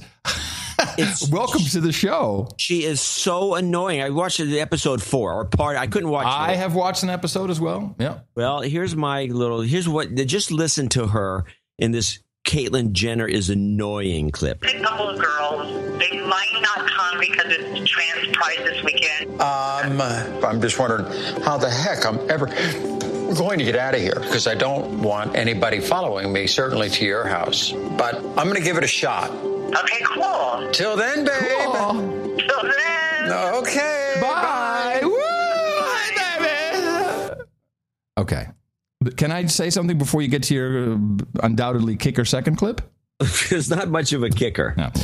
So I, of course, watched not one, but I watched a couple episodes because I'm a television consultant in the Curry Dvorak Consulting Group. And I was like, why is this show losing ratings? You could not have asked for a better deal with ABC and ESPN, owned by ABC, with the ESPYs award. You could not have asked for a better show, big-ass Hollywood producers on it. And then it sucks. And why does it suck?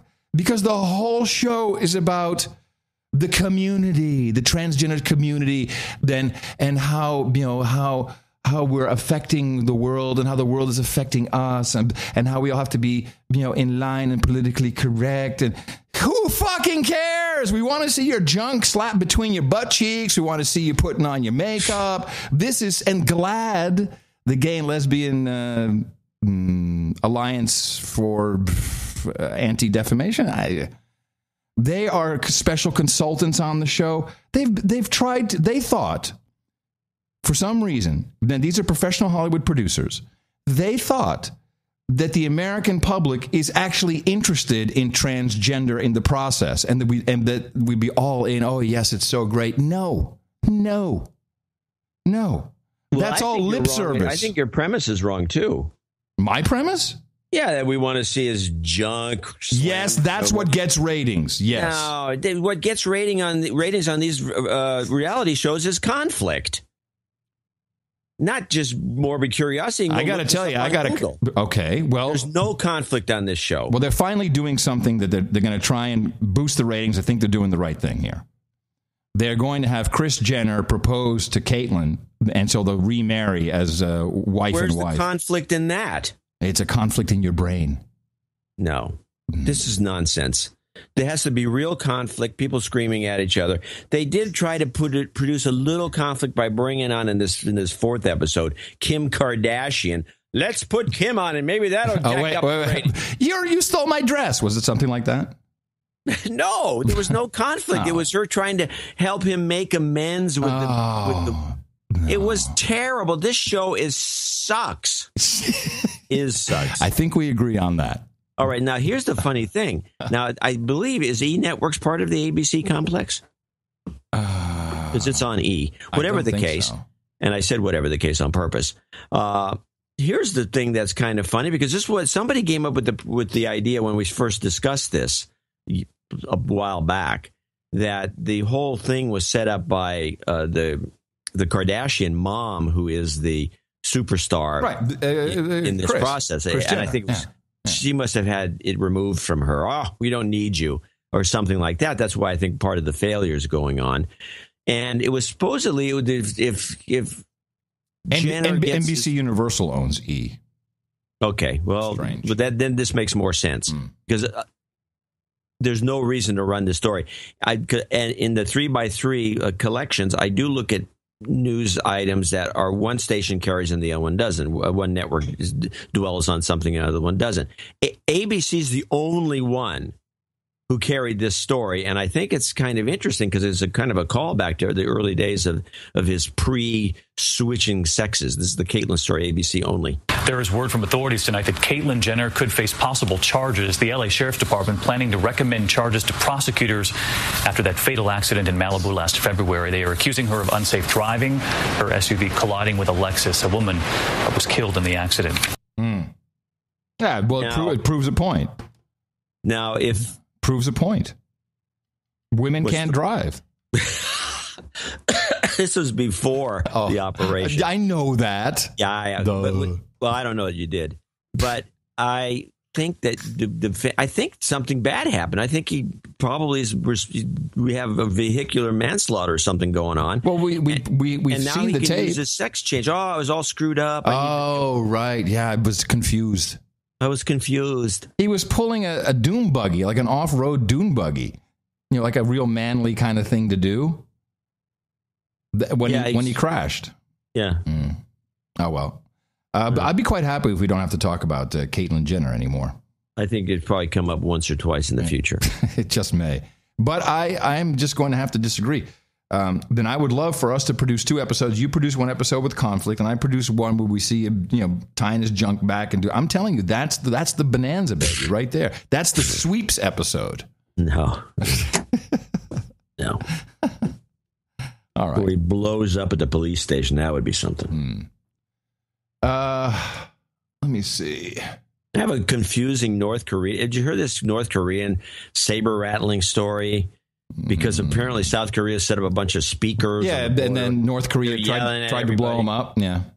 So play this, because if you listen to the story, this is what was on PBS, and it just seems not to be fleshed out properly. North Korea went on a war footing today and issued an ultimatum. The North's leader, Kim Jong-un, demanded that South Korea halt new propaganda broadcasts at the border by tomorrow night or face a possible attack. At a briefing in Pyongyang, a senior North Korean officer declared the South deserves severe punishment. 다시 말해서 우리 인민이 스스로 선택하고 Their aim is to bring about the collapse of the ideology and system which our people have chosen themselves and which our soldiers protect with their lives, and to deprive us of our power in all areas of our lives. In turn, South Korean troops went to their highest alert status amid reports of North Korean missiles possibly moving to launch positions. At the same time, U.S. officials confirmed a temporary pause in military exercises with South Korea. The exercises have since resumed. Yeah, I did catch that. We're doing military exercises and something horrible happens with North Korea? Let me see. But there's a timeline issue with this story. There's a timeline issue with this story. Okay. Which was expressed at the very end of the story, which was the United States stopped doing this. Now they're resumed. Yeah. What was the timeline here? Was this is this over a couple of weeks? It sounds like a new story that just happened a couple of days ago. But then how do we stop doing these exercises and now they've resumed? All in this small space of time. Well, this makes no sense to me. Do we have a sale coming up of stuff to South Korea?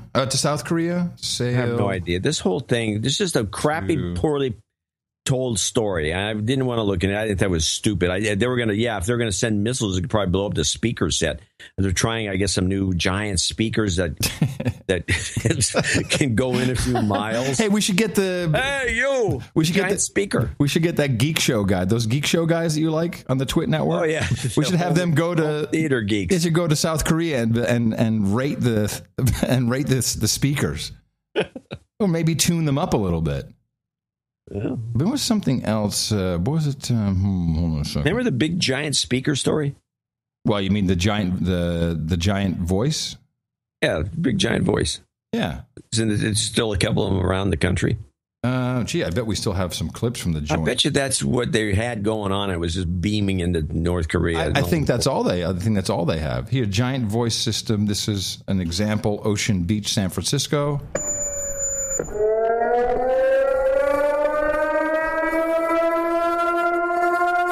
These things are everywhere in America, by the way.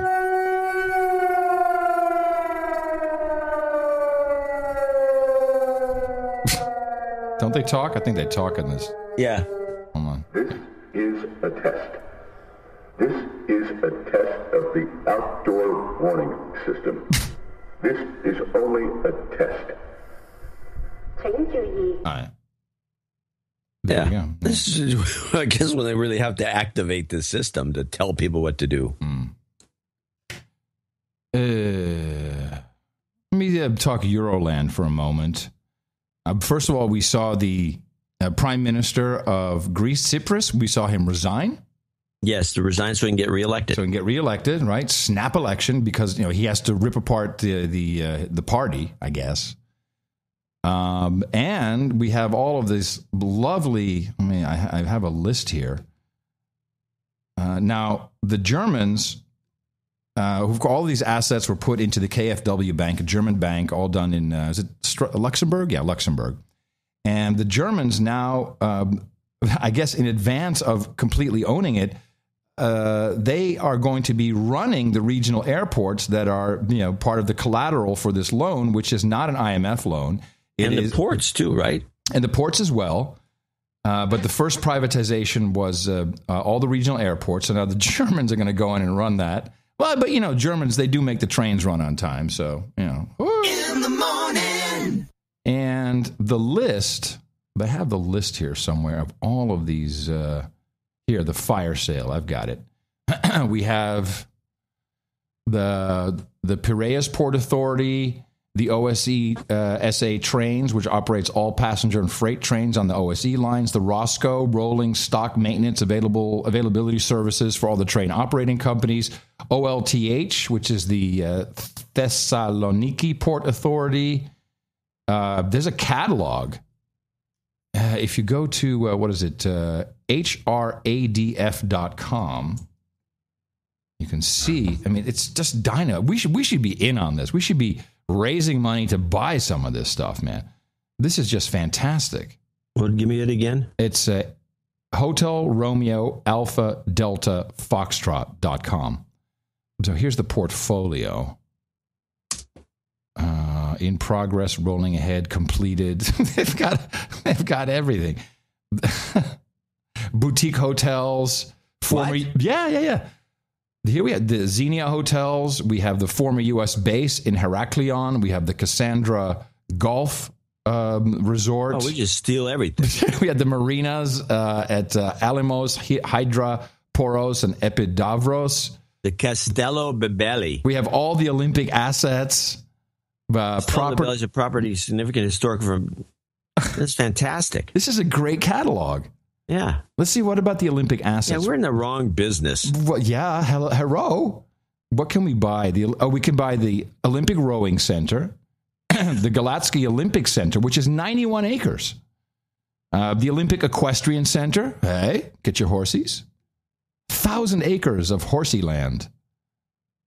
I love this. I just love this. The this post fund. office. Who wants that? The post office is sold. Let me see what's already completed. Completed is. Oh, okay. This is a great island. Look at all these islands, John. Afantu Roads, 2 neighboring beachfront land plots located in the Afantu area of the island of Rhodes. That's sold. Astir Vouliagamenis. This is a peninsula. It's huge. This is nice. Beautiful, beautiful. They're doing some e-auction, so you can bid online for little properties. It's the Hellenic Republic Asset Development Fund. The fund's mission. Wait, who's on the board of directors? Let's check this out. This thing is great. I love this website.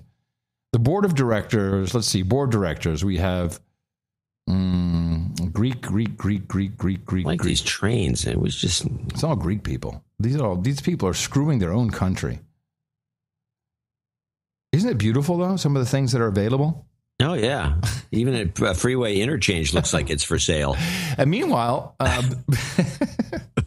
is it great or what? The times we live in, where we just screw a country. Everyone's looking at it. Yeah, we launch these memes saying they're lazy bastards anyway, so everybody hates them. Everybody fucking hates them. That works too, by the way. People love that. I think it was lazy bastards. I think it was Tina's friend Teresa. She and her she went to Greece, to Rhodos, and all she heard from fellow vacationers was, well, the Greece, they are really lazy, and so they really kind of deserve all this. Which is kind of not true, although nicely launched. They're one of the most productive people in Europe. Now, add to that we then bomb Libya, which we never saw any footage of. But I don't think did we ever see any good footage of the so-called no-fly zone where we just bombed the crap out of Libya? I've seen lots of footage of the place that's... Well, not of the bombing itself. It's rubbleized now. And so nobody's around it. 1,000 people a day are making the crossing from North Africa, from Libya to Greece. Jubilant upon arrival, these migrants have reached the Greek island of Lesbos and, importantly for many, the European Union. Accustomed to receiving daily boatloads of people, volunteers are on hand to welcome the arrivals as they take the first steps in their new lives. No lives. War. We need the life. That's we need. We need the life. You think these poor guys? He's like, we got war, we got hunger, poverty. We need a life. We need a life. We need a life. There is no life in Syria. Each one of the migrants who just arrived on the island paid $3,000 for the trip from Turkey. Again, proof we're in the wrong business, John. This is a good business. This is just a couple of dinghies. We just get some. Shoot, we could get air mattresses. The aero beds. Float them on the bears were eating. Yeah. To Lesbos. Their trip lasted around 2.5 hours. Volunteers were waiting to offer them food and water, but hopes are soon dashed as they face an 8-kilometre walk to a nearby village. Despite the beautiful scenery, the intense summer heat proves too much for many, and they end up sleeping on the side of the road. We spoke to a woman who made it to the village, but faces another journey to reach one of the islands. This is a very nice lady, and they're all smiling, John. They're all really happy they got out of Syria. Of course, our weapons are killing Syrians. Our guns are, we're providing them. No one gives a shit about these people. Migrant camps. We take 4 hours to come to here. We sleep outside, and now we are here with good people. Now they help us. We hope we go another place, good place. Yeah, we need a little bit help. We just need a little bit of help. Is all the poor woman is asking for. I've got a clip. And of course, this clip that you have doesn't represent what's going on now, which is now that they're moving these guys through Greece and they're hitting Macedonia, and now all hell's breaking loose. They're shooting each other. Yep. And but I'm kind of interested in the way there's a discrepancy. The next report, the one I have here, is from NewsHour, PBS, with Judy. And Judy uses the word migrant or immigrant for the immigrants. And the other people who are doing the actual reporting are using refugees. Yeah, which we've talked about this before. Yeah, exactly. It's definitely should be refugees because that's what's going on here. It's not like somebody deciding to move. And they're caused by us. Well, no, that's of course it's caused by us and most of Europe. But of course, Europe has to suck all these people up. And what's interesting is that this report, which I believe will be the most official report of what we're supposed to think, because this is another one, and I pointed this out before, another one of these reports that PBS uses. They don't have their own reporters for this, even though they do, from ITN. Ah, yes. Whenever they do the ITN report, that is a package deal that has been put together. That is supposed to be official. Europe's migrant crisis turned violent today along Macedonia's border with Greece. Macedonian security forces used force to drive back thousands of migrants trying to head deeper into the continent. We have a report from Juliet Bremner of Independent Television News. From one battleground to another. Survivors from Syria's brutal civil war driven back at the Macedonian border. Riot police. Wow, hold on. Can we just stop and say, wait a minute, from their civil war? Civil war. The Syrian thing? Yeah. They're calling that a civil war. That's official. That's officially what it is. Okay. I know it's bull crap, but it's officially what it is. Back at the Macedonian border. Riot police using tear gas and stun grenades force away hundreds of refugees. Tase them! Try to shield their frightened children. In the chaos, migrants do their best to tend to one another's wounds. Officer people, Macedonia, they shoot the people. A state of emergency has been declared in the south and north of the country. Around 36,000 arrived in Macedonia last month, heading through Greece to the border town of Gevgelia, travelling by train to Kumanova and onwards to Serbia and Western Europe. John, this is perfect. The Germans are running them on trains. Do they give them a little patch? They don't want to stay in Macedonia. They are in transit, but now find themselves trapped. There is more than 3,000 or 4,000. They are coming more, so it's not believable what Macedonia side do. You know, and they know that we are only crossing. But now they are stuck, sleeping without cover in a country that's not prepared for the influx. There are hundreds of vulnerable persons, children, babies, other persons with extreme vulnerabilities, including medical needs. Most of them, if not all of them, stay rough in the open air. Tonight, there are calls for an end to these heavy-handed tactics and for Greece and Macedonia to instead offer assistance to desperate people. More than 160,000 migrants have arrived in Greece so far this year, and nearly all head north. Bomb them, and bomb them again. I want to stomp on them. I want to swap them. I want to raid them. This is a humanitarian world. This is a humanitarian crisis of epic proportions. I know, and we're not even the Americans. At least if you listen to the normal news, we're not even paying any attention. They're migrants. They're annoying migrants. 3x3 analysis of these three networks. There is rarely, once in a while, there's a little short snippet of a 60-second bit of a story bitching about something or other, and it's just they just throw it in. And these are children. They're women and children and just kids, and they're tasing them. They're spraying them with Raid. I personally, as a citizen of the Gitmo Nation of the United States, feel like a dick. It's totally dickish. God, man. But we're rousting the whole Middle East and pushing them into Europe. So you Europeans like this, you want to be a United States of Europe, so you want to compete with us in the world market for, okay, no problem. You can compete with us. I know what they're trying to make a little deals amongst yourselves so you can compete with us on the world stage. No problem. Yeah, no problem. Have some Here, have kids. some migrants.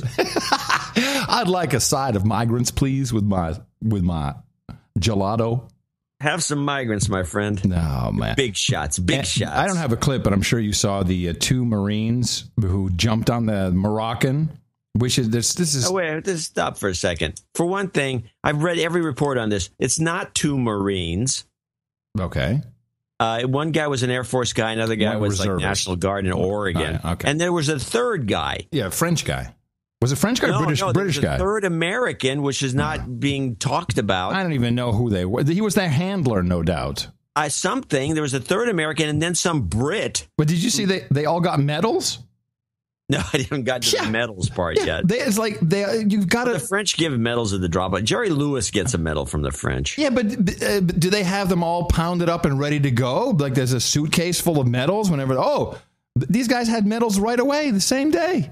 They're all same day. Search it. Hold on a second. I went to Paris once. I got a medal. Here, just do Americans train medals, and you'll see the picture. They're all holding up these gold medals for U.S. troops who foiled France train attack. How many people do they show? 3 guys. Okay. They show 3 guys holding up these medals. What happened to the British guy who jumped in? Well, he doesn't get a medal. He gets a medal for participating. A booby prize. And they're sitting there with their medals. Do you see it? Yeah. Come on. Nah. It seems maybe they do have a suitcase full of them. No, I don't know. Was it what was it? What day was it? It was was it a weekend? Was it a weekend? Because then go to that Paris flea market and pick up a few medals. Pick up a couple of medals. Yeah, they're all over the place. It was great. Loved it. Medals. Maybe there were some as part of the Olympic Village purchase. There were some medals laying around. By the way, here, give them these. Let's make a point of pointing this out. Point of pointing. Yeah.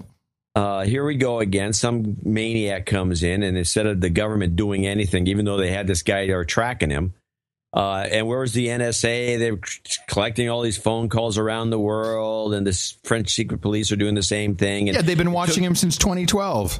Yeah, and so he shows up, and they took a couple of guys on the train to beat the crap out of him. If they put the whole thing into like you said, get people swords on the airplane in the front row. Yeah, swords. And then it's some guy attacks the plane, they stab him. Swords. I'm all for. Oh, yeah. On the plane on the way home. Yeah, okay. And we had one of those flight attendants. You got a sword? No. We had one of those flight attendants that was, did a really funny safety briefing. Oh, the PSA, the stand-up comic briefing. Yeah. It was good. It was one of the better ones. Well, they're all pretty much the same. No, and even at the end when we're taxiing to the gate, he does he had some funny things like, hey, please, be careful opening the overhead bins. The kid you stuffed up in there might fall out on someone's head. Yeah, that's new. Yeah. But then his timing was impeccable because the minute we stopped and the captain, dinged the signal, the guy goes on and says, all right, get out. Yeah, I've heard that gag. I like that. I hadn't heard it yet. It was good. But yeah, I've heard okay, get out. So we both go to the restroom, not for a Mile High Club experience, but and so I'm waiting. And then he's sitting right there in a little jump seat. He says, I'm sorry, I can't have you standing here. I said, I'm just waiting for no. You can't stand. He said, well, how about this? And I took a step back. He said, 2 more steps back. Oh, you were at the front? It was the front? Yeah, it was 737. Yeah, they don't want you being around there. Yeah. But 2 more steps back. Yeah, that makes a big difference now, doesn't it? Whatever. With that, I think that we should thank some other people who have supported this program, John. I'm going to show my support by donating to No Agenda. Imagine all the people who could do that. Oh, yeah, that'd be fab. Yeah, on No Agenda. In the morning. We have a few people to thank. A do? Starting with, I do. I do. Clay Gilliland, I guess, in Chandler, Arizona. Let me see. It looks to me like Gilliland. Yeah, Gilliland. Let's try that. Gilliland. Gilliland. I do Gilliland, yeah. Clay Gilliland here. $111.11, along with Thomas Miller, $111.11. He sent a check in, and he sent a note. Let's see if there's anything in this note I want to relate. Starts, it's a very fine note. You bastards. Good start. That's what he says. You keep playing the Obama no clips. And now whenever I say no in conversation, it comes out. No. Yeah, I know. He says, this is the unintended consequences of something. Of no agenda. Yeah, I guess. Yeah. But we do ruin your life. He says, great idea, Adam, for your road trip. Start in Colorado, which is not possible, by the way, since he lives in Austin, Texas. And load up on excellent legal weed. Yeah, and then drive through 4 other states. Great idea. Great. With some firearms. That's even better. Just bring a Tupperware bowl to store it, as it smells really strong. Handy tips. Handy drug smuggling tips on your No Agenda Edibles show. Are interesting also. If you need a driver for part of your trip, I volunteer. No, thank you. Will you be stoned while you drive me? Probably. Or can I just sit in the back in the Airstream toking it up? Yeah. Hey, man, great idea for road trip. Start in Colorado and load up on excellent legal weed. Yeah, I can't wait. Okay. You'll have fun there.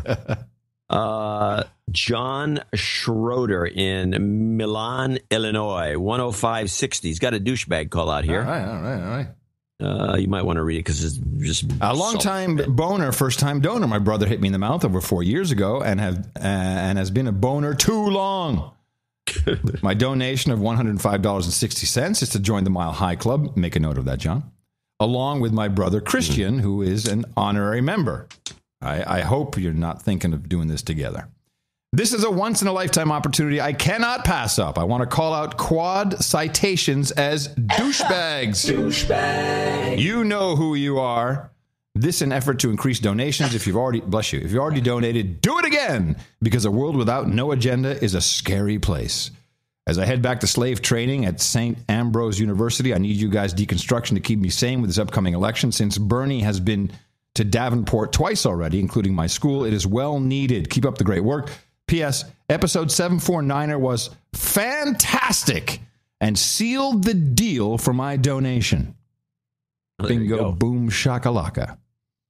David Lane in Manassas, Virginia, $100.73. And we have a bunch of people who donated the Make Good $100. Very prop pleasant. Up the show. Very nice. Yes. I want to thank them in order. Starting with Graham Stanton in Point Cook, Victoria, Australia. You might want to look at the notes as I go along because there's a couple of funny ones in here. Okay. David Fugazotto in somewhere, believe he's in the military somewhere. Parts unknown, $100. Sir Jim, Beverly Hills, California. And Sir Jim of Beverly Hills says, screw that guy. Sir Thomas Nussbaum in Virginia Beach, Virginia. And Sir Thomas says, I am incorruptible. Paul J. Sankowski in Winooski, Vermont. It's interesting. $100. James Howard in Indianapolis, Indiana. Michael Siegenthaler in Phoenix, Arizona. Did you know Arizona State, which is in the Phoenix area, has 82,000 students? No. Jeez. I've been to, is it Tempe? Is that where Arizona State is? No, I think that's Arizona. Oh. But I saw U2 at Tempe. Well, that'd be probably... That was also big. ASU's in Phoenix. Oh. Tempe's further south. Okay. Randall Myers in Manassas. And by the way, if anyone goes to Tempe, there is, I think it's called St. Xavier. It is a mission that you have to go to. A mission? As in a godly mission?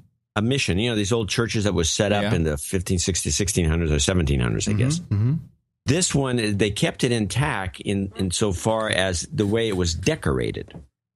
And it makes you realize that, for one thing, the painting, the whole walls are all painted in this like 3-dimensional imagery.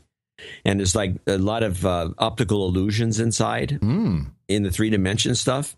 And you can see, some Indians going in there go, okay, I'm in. Are there any hexagons?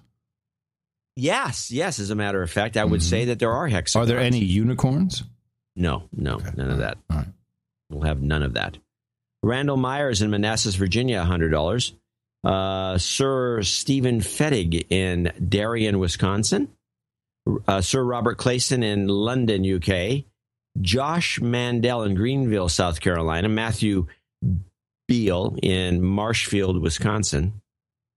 Ryan Bradley in Magnolia, Texas, which I believe is a movie about that. Trevor Owen in Los Angeles, California. Matthew Hertert.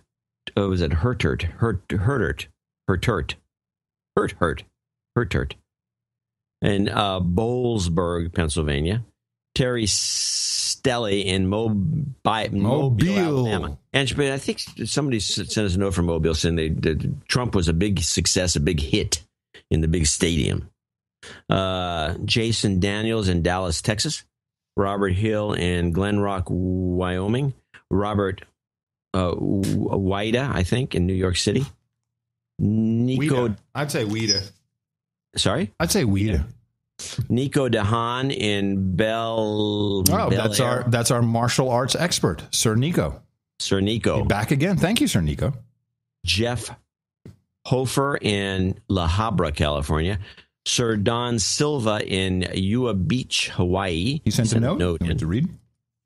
Yeah, he sent a check and a note. Nice. He says that article on microaggressions, which was a link I put in one of the newsletters, was a real eye-opener. I'm shocked. I was genuinely affected very deeply. I almost subscribed to The Atlantic. Instead, I'll send the money to you. Bing! Smart man. Sir David Roberts in Norristown, Pennsylvania. And that's the end of our group of 100 thrill seekers who contributed to the show for that, for the Make Good. Sir David Roberts in Norristown, Pennsylvania, 9351. Ryan Shellnut in Senoia, Georgia, 8267. I think that's it. Jonathan Rowley in Edmonton, Alberta, 7777.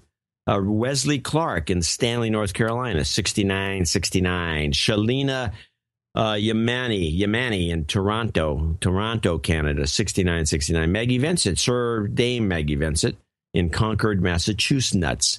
Early birthday present for Adam. Maybe he can buy a bottle of champagne for the big 53. I thought we were going to be 51. 51? I don't know. Please, give me a break. What are you? I'll be 51. Yeah, that's what I said. Yeah, I'm not going to be 53. Well, she's wrong. She's just giving you a bad time. Oh, there you go. She said 53. That's mean. That's just mean. Mean girl. Mean girl alert. David Yandru in Victoria, BC, 5510. Sir Kevin Payne in Chantilly, Virginia, is constantly very consistent with 5432. Edward Culbert in Bolton, Connecticut, 5280. Steve Edwards in somewhere, 5280. Huh. These are the last of the 50. This is the Mile High Club. This is the Mile High Club. And do we have the webpage up yet? It's coming up. Okay. So we'll be up before the next show. I can't wait. John Porter in Paisley. I always think that's a fascinating name for a town. I wonder if that's where Paisley was invented in UK. Sir Endipity. That's a good. I love Sir Endipity. I like Sir Endipity. 5280 from someplace in Portugal. John Schumann in Madison, Wisconsin, $50. These are all $50 donors, and they close out the deal. Sir Mechi Stolowski, I believe he's a sir. Macy Stolowski, yeah. In Calgary. Sandy Geisler in Watkinsville, Georgia. Sir Patrick Maycomb in New York City. Jason Daniels in Dallas, Texas. Andrew Martin in Turella, New South Wales, Australia. A lot of Aussies today. It's great. Good. Brandon Menk in Tempe, Arizona. And Philip Balke in San Marcos, Texas. And finishing it off here with Daniel DeGroff in Westminster, Colorado. Benjamin Smith over here in Oaktown, California. And last but not least, Sir David Trotsky. Now, somebody, I don't know why our dame, and I'm not going to mention her name because she's in the anonymous side, she did have something to say. We're already hearing flocks of geese here in the morning. I've talked about this before. And she's in South Carolina. Well, this is only our third summer in Charleston. It seems too early for this migration to reach us this far south. It's only August. So I'm shocked, I tell you. The birds. Just shocked about the birds. Birds are up to something. Shocked, I tell you. It could be a promotion for zoo.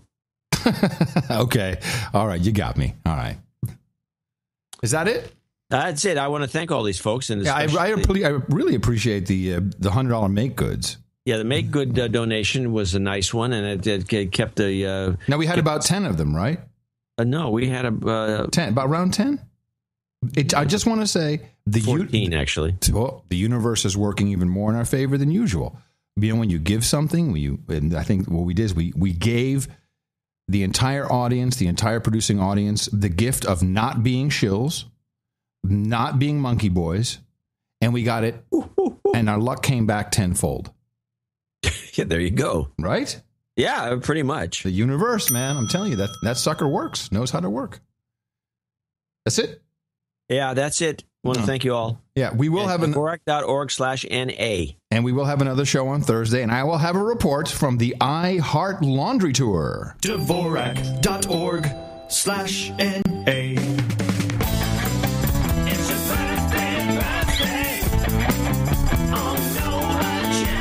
We start with Shalina Yemeni, who wants to say happy birthday to her boyfriend. This is a belated birthday. I guess we missed this. Her boyfriend, Jose Martin Cosme, a.k.a. Chicken Tikka Masala Balls, was celebrating his birthday on August 21st. So we say happy birthday to him. And for the 27th, same date as my daughter, Christina, Jonathan Raleigh will be celebrating. Happy birthday from all your buddies here at the best podcast in the universe.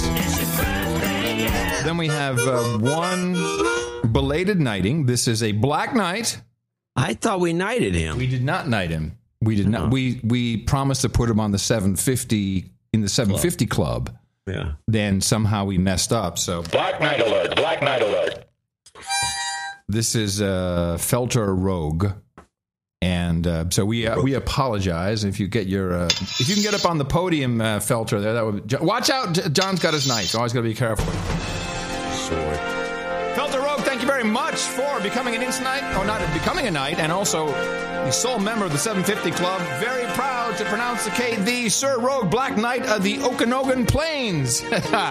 For you, my friend, we have Hookers and Blow, Rent Boys and Chardonnay. We've got Bad Science and Perky Breast, Johnny Walker Green Label, Video Games and Vaporizers, Sake and Sushi, Root Beer and Pepperoni Pizza, Cheap Wine and Chili Dogs, Girlfriend Experience and Good Bourbon, 3 geishas and a bucket of fried chicken, vodka and mineral, bong hits and bourbon, sparkling sardine and escorts, and mutton and mead. Head on over to noagendanation.com/rings and please tweet us. We love seeing the tweets of your official certification and of your sealing wax and of your... I finally figured out... You remember Eric was trying to get personalized sealing wax? Yeah, it said no agenda on the side. Yeah, except... So that didn't work out. And the sealing wax says official sealing wax on the side. Yeah. Did we get this from China? Yeah, what do you think? Yeah, that's working out just fine. Well, I need to give everybody a jobs conference. Jobs, jobs, jobs, and jobs. Let's vote for jobs. You've got karma. Alrighty. I think you're right, John. I was thinking that Hillary Clinton was real in that Black Lives Matter thing. And you said it was a script. I'm going to rescind. I think you're right. There's fake to me.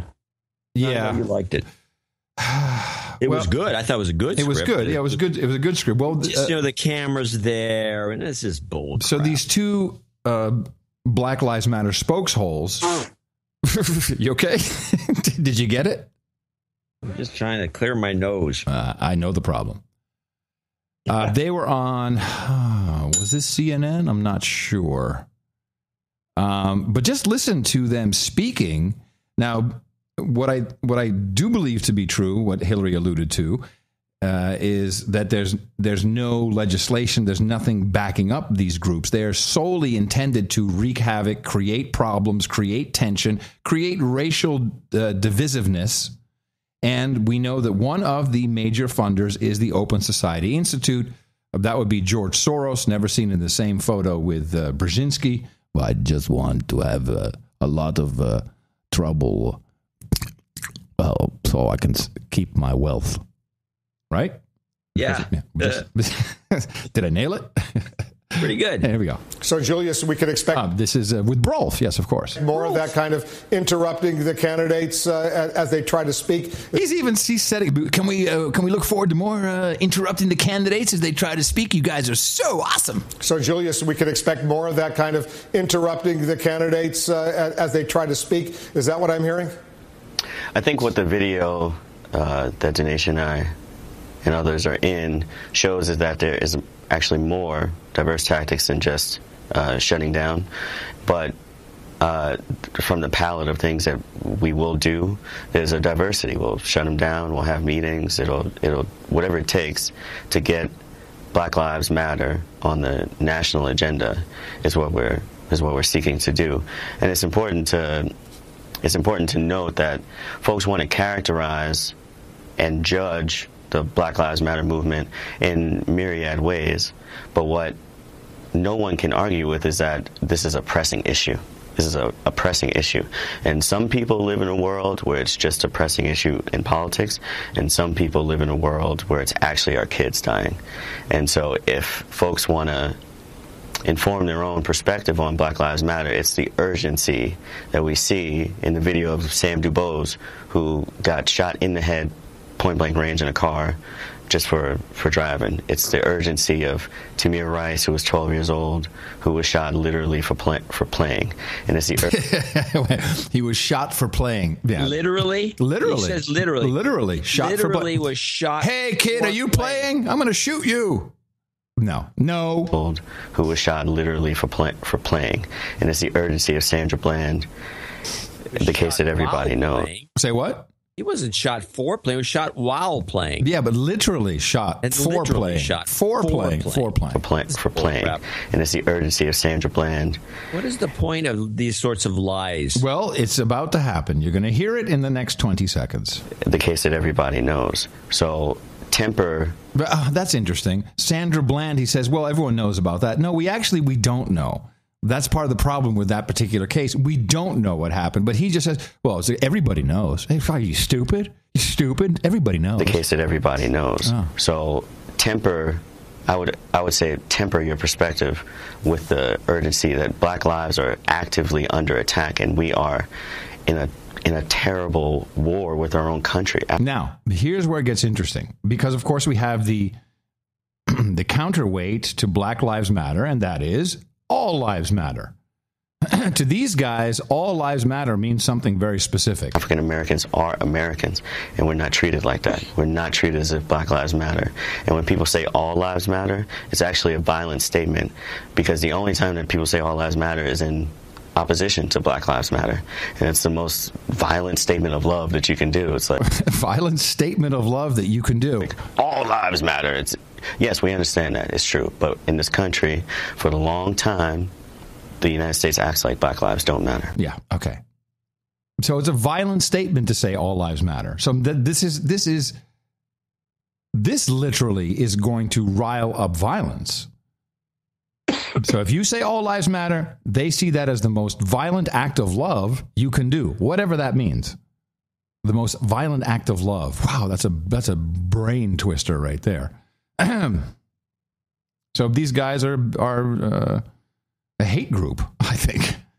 Yeah, I think they are a hate group. It's pretty obvious. And I just want to reiterate, you're all wrong. No lives matter. The people running the show don't give a crap about you. No lives matter. No lives matter to them.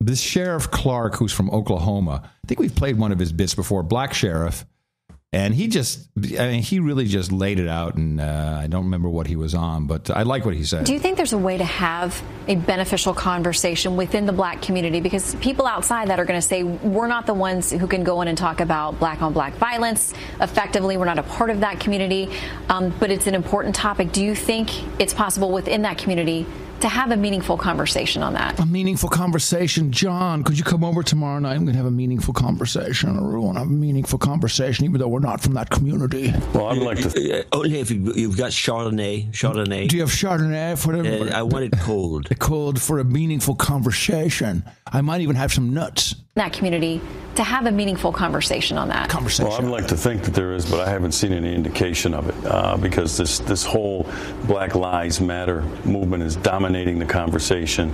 They're dominating the stage right now. They're trying to make this about the police. The police are one of the few things that's right in St. Louis, Missouri, one of the few things that's right in Ferguson, Missouri. And until the mainstream media, because they've been the propaganda wing for this movement, until the liberal mainstream media stops fanning the flames of racial division and stops giving the microphone and the stage, if you will, to this mob, they're going to continue to drown out the people who really need to step up and who really can make a difference in the American ghetto. And there you go, in the American ghetto. I love that. He said drowned. Did he say what? Did he? Said they drowned. Let me hear that again. They drowned them out. Let me hear. Stops giving the microphone and the stage, if you will. It's further back. The mainstream media, because they've been the propaganda wing for this movement, until the liberal mainstream media stops fanning the flames of racial division and stops giving the microphone and the stage, if you will, to this mob, they're going to continue to drown out the people who really need to step up and who really can make a difference in the American ghetto. That kind of ruins his whole statement, doesn't it? Dude. Drowned. Well, I made a mistake in the newsletter. Only two people. I'm sure I didn't catch it. I always proofread it, and I didn't catch it. What'd you say? You didn't get this. Well, I know how to do. I know the right word, but I used the wrong one. I used it twice. Oh boy! It was the show is beholden to the audience, and I wrote beholding. It's beholden. I'm sorry, I missed that one. Well, I mean, I missed it. I read it a couple of times, and for some reason, I didn't catch it. I know the words, and what are you going to do? Yeah, I do my best. We had an interesting conversation, John, on the last show. We had over Chardonnay, and a conversation about science being the new religion. Oh yeah, with your buddies. I got a lot of comments. I bet you did. But I'd like to share one with you. Did your buddies send a note in or anything? I bet you $10 they're not listening to the show anymore. I got it. Well, I forgot to mention that Professor Russ also had a vasectomy, and he looks like a lesbian. And there you go. This is a note from Sir Eric of Chi-Town. If that's I don't with friends like that, who needs enemies? What? That comment. What can I say? It's just an observation I made, and it's based on a book I read in the not in the 20s. But look at Professor Russ. He looks like a lesbian. He can't help it. Well, you can't help it once you get the vasectomy. That's the direction you go. Yeah, but his wife made him do it. Of course. Yeah. Hey, Adam, hope you're enjoying your time in the Windy City. At least you've come up for some decent weather. As an ordained pastor, someone who has a PhD in theology and whose doctoral work covered the idea of what a God is, here's another angle on the science as a religion conversation. A hint, you are right. Now, do we have a great producing audience or what? The best. An ordained pastor, PhD in theology. So take that, Professor Brain. We have professors in theology, something you are not a professor in. And there you have it. In 1529, the German reformer Martin Luther, we all know him. Did he not start the Lutheran Church? Pretty much. Published his large catechism. As he was unpacking the line from the Ten Commandments, quote, "You shall have no other gods before me," end quote, he reflected on what a god is. A god, wrote Luther, is any, remember, this is a professor saying this. A god, wrote Luther, is anything on which your heart relies, anything in which you put your trust. Therefore, it is very possible for science to be a god and for religion to form around it. Yes. This connects with the original sin phrase that people of power keep tossing about. A phrase which is a very complicated metaphor I wish they would actually explain. And here we go. The original sin of Adam and Eve, according to Genesis 3, is that they trusted the serpent and their own desires more than they trusted what God said regarding the fruit from the tree of knowledge of good and evil. The original sin is not trusting God above all others, which is still, the theological argument goes, our sin today. If the response is that trust is not religion, they are technically right in that there's no formal hierarchy or structure, but trust is the essence of faith. And faith does lead to religion, especially amongst those who blindly or uncritically follow a way of thinking that is designed to build trust in a way of thinking or acting. As a reminder, I'm a pastor, so I know this problem from both personal experience and academic work. In today's media, science is a kind of religion. Whenever people talk about science, just replace the word with God or purple fairies or magic. Purple fairies. And the effect will normally be the same. Science is being used on the media-consuming public like religion was being used on the public in Europe in the 15th and 16th centuries. Yeah, this is, of course, a lot of people refer to this process as idolatry. Mm-hmm. And I think... What are the little things you worship around idolatry? They're called... Idols. No. There's a different word I'm looking for. Well, the religious symbols. I think an example of this, and which includes a salute. Ah. Hail Apple. Hail Apple. Hail Apple. I'd host you for a meal during your time here, but my wife hates the show. Just what the pastor. I'd host you for a meal during your time here. My wife hates the show. My wife hates the show. Oh, well, keep up the media. Why? I don't know. He needs to explain. Anyway, Sir Eric. I think a lot of it was tied up in that note we received earlier that I read. My wife hates the show. Talked about people not, the show contradicts your thought process if you're all in with the mainstream media. I just love that. Here's a professor. Screw you. Here's a professor in 2 paragraphs explaining why science is religion. And then his toss away is, I'd host a meal for you during your time here, but my wife hates the show. Oh, well.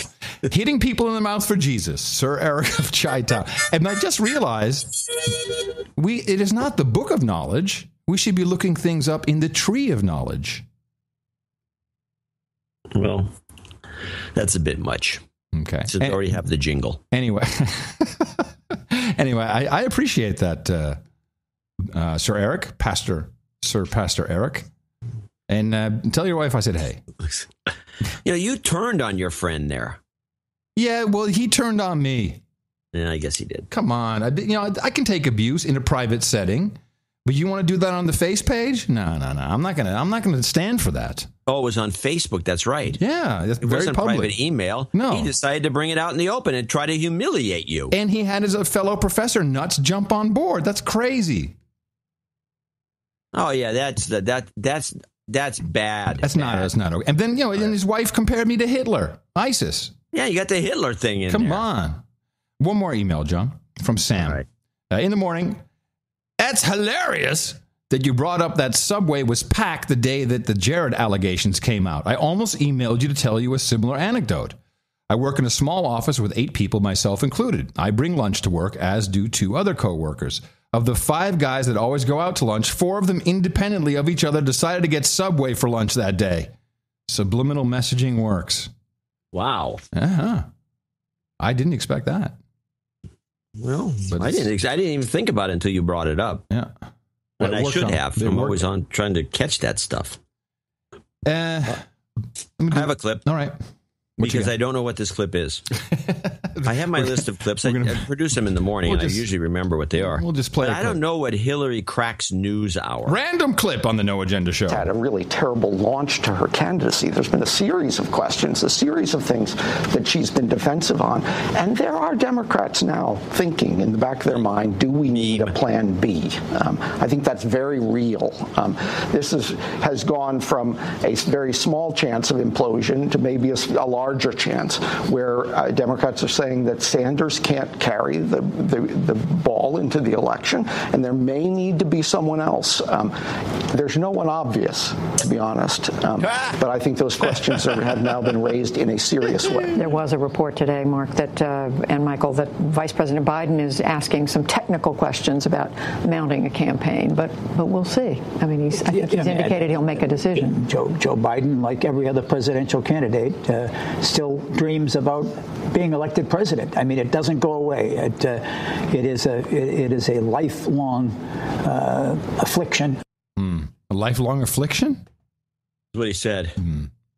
That's a weak analysis. It's all weak analysis we see on the news hour. These two guys, one guy from the Washington Post and then Mark Shields, and the two guys go back and forth. The guy from the Washington Post is supposed to represent the Republicans, and he doesn't. He's just another Democrat. It's so obvious. And they go back and forth. I got a follow-up clip here, which is more weak analysis. Okay. Well, you have two of them. All right. Yeah, there's one's two and one should be. I got you. But actually, play the Trump one. Oh, okay. There we go. Philosophical movement. At the same time, Judy, let's be very blunt about this. Please. There's a mean-spiritedness in the electorate he's appealing to. I mean, when the CNN poll asks, which of all the candidates do you agree with on immigration, by a 4-to-1 margin, Republican primary voters say Donald Trump. Now, Donald Trump, whatever else he is his position is anti-immigrant overall. It is devastating. Michael's absolutely right.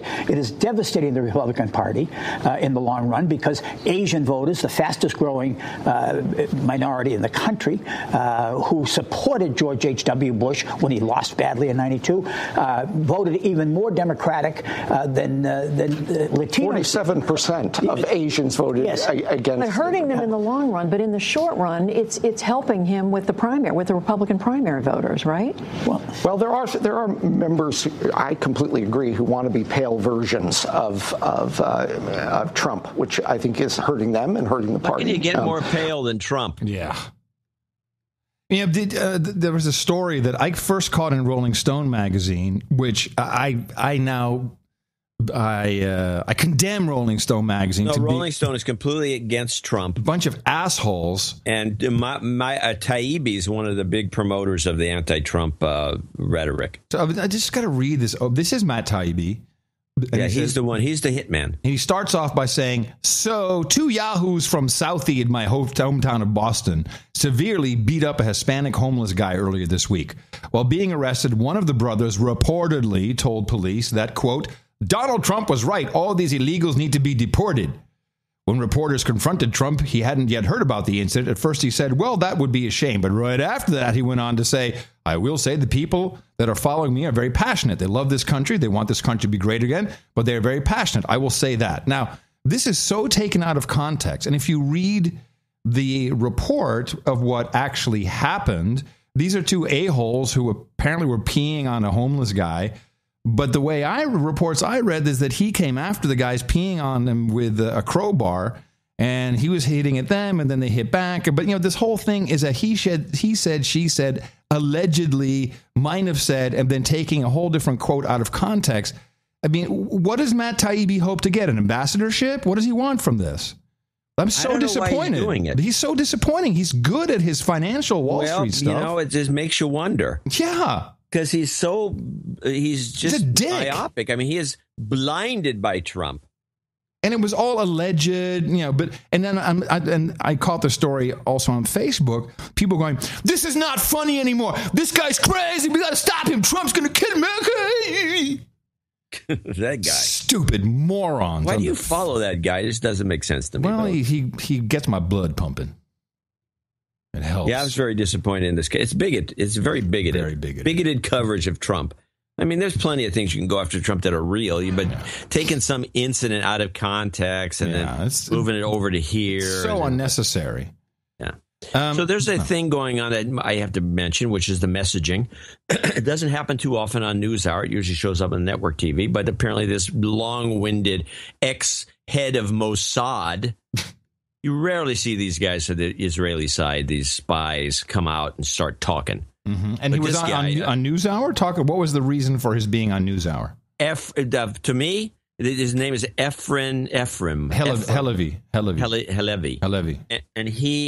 the reason, in my opinion, was to inform the elites specifically the elite Jews. Mm-hmm. The Jalites. The Jalites. A new category. Would be to tell them. Those no agenda guys are racist, man. They're bigots.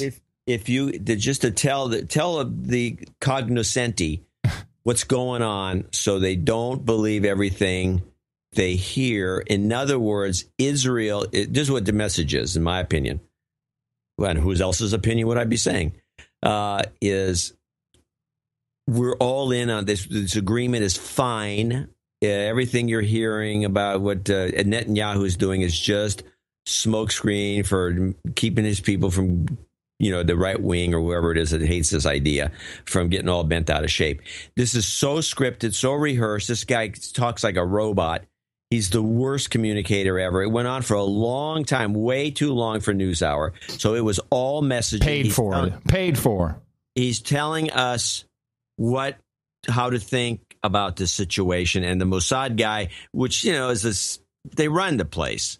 So let's hear what he has to say, part one. As well, the Associated Press reporting that Iran will be able to use its own inspectors. They have a side deal with the International Atomic Energy Agency where Iranian inspectors will be in charge of looking at the military site, the so-called Parchin site. The argument is that this is a big loophole in the agreement. How do you see it?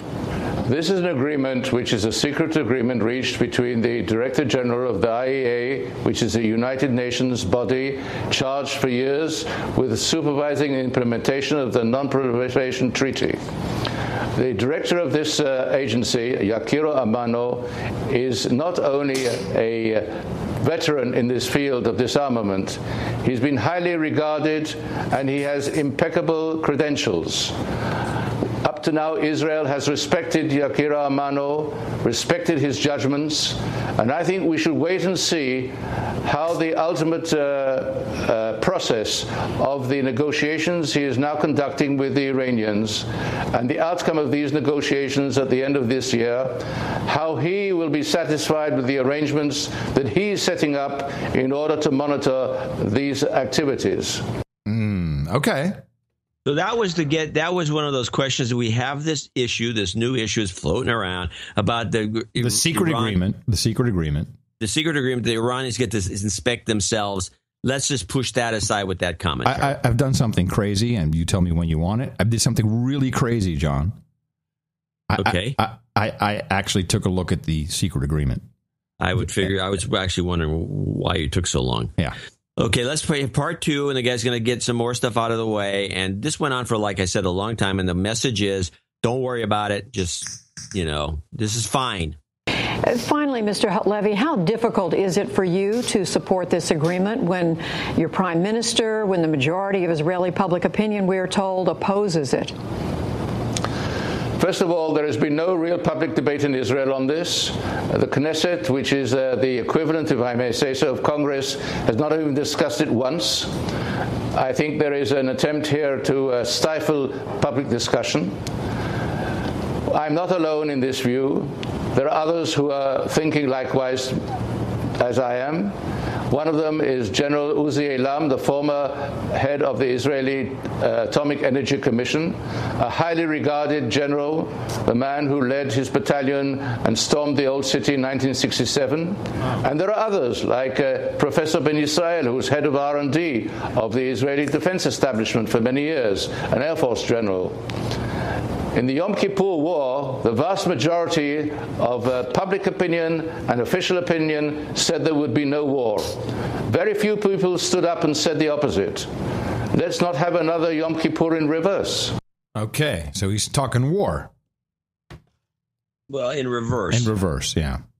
Well, let's read through the paragraph 5, the relevant paragraph of the side letter known as Separate Arrangement 2, agreed to by the Islamic State of Iran and the International Atomic Energy Agency on 11 July 2015, regarding the roadmap. Point 1, Iran and the agency agreed on the following sequential arrangement with regard to the Parchin issue. Iran will provide to the agency photos of the locations, including those identified in paragraph 3 below, which would be mutually agreed between Iran and the agency, taking into account military concerns. 2, Iran will provide to the agency videos of the locations, including those identified in paragraph 3, which would be mutually agreed upon between Iran and the agency, taking into account military concerns. 3. Iran will provide to the agency 7 environmental samples taken from points inside one building already identified by the agency and agreed to by Iran, and 2 points outside of the Parchin complex, which would be agreed between Iran and the agency. 4. The agency will ensure the technical authenticity of the activities referred to in paragraphs 1 to 3. Activities will be carried out using Iran's authenticated equipment, consistent with technical specifications provided by the agency and the agency's containers and seals. The above-mentioned measures will be followed as a courtesy by Iran by a public visit of the Director General as a dignitary guest of the government of Iran, accompanied by his deputy for safeguards. And 6, Iran and the agency will organize a one-day technical roundtable on issues relevant to Parchin. You can make this sound like, oh, they're just going to give us everything and we just have to believe them. But I think the details, and this is the roadmap. This is not the detailed agreement. This is the roadmap. I think it's probably going to be reasonably okay. If you take into account what's really happening here is every country in the EU and outside, but certainly the EU, are all now negotiating with Iran for business. This is a bonanza. Iran is open for business and everybody loves it. They're big buyers. Yeah. You know what the number one... I don't understand what our, except for the rubbleization theory, I don't understand what our reluctance is unless we want to get the upper hand for business, but we're going to give it away like we did with Cuba. The Canadians took all the real estate. All the investing. Now, do you know what the red gold is? Red gold? Mm-hmm. Tell me. I think you've probably mentioned this to me before. Iran accounts for 130 to 160 tons of the 200 tons of this red gold produced worldwide every year, far outranking Spain, Italy, the U.S., China, Afghanistan. Oh, yeah. No, we've talked about this. You're talking about saffron. Yes. Saffron. Yeah. Yeah, no, the Persian saffron. Whoa, yeah, no, hold on. Fist bump. You said, yeah, no. Yeah, no. All right. Talk about saffron. I'm hearing it a lot more, too, which is annoying. I know. If you go to the right stores in the ethnic parts of certain towns, you can get the best of the Persian saffron. It is fantastic. Now, is saffron an important spice? Oh, explain. Yeah, if you're Spanish or Portuguese or Middle Eastern, yeah, it's a very important spice. Saffron rice, which is actually a staple here at the house, is quite tasty. Now, it's extremely expensive. It's not caviar expensive where because you don't need much of it. What does saffron cost? I don't know. It's a lot. What do you think a ton? You buy this container of saffron for like $20 or $25, and it has no weight. There's just some saffron in there. It's just like, I don't know what it costs a pound. It's like outrageous. Let's look it up. I'm looking it up right now. We shall consult the tree of knowledge. Consult the book of knowledge. Doesn't work. What do you have on? I don't have anything. I have $10,000 a pound. That sounds about right. $10,000 a pound, a ton being 2,000 pounds. Yeah, do the math. Help me. Help me do the math. 10,000 times 2,000. 10,000 is 20 million? Let's see. We had 1, 2, 3. Yeah, 10,000 times 2,000 is 20,000. It looks more like 200 million to me. Oh, crap. 200 million. Oh, my God. Hey, Charlie Prime, blow me. 200 million per ton. They have, they also do,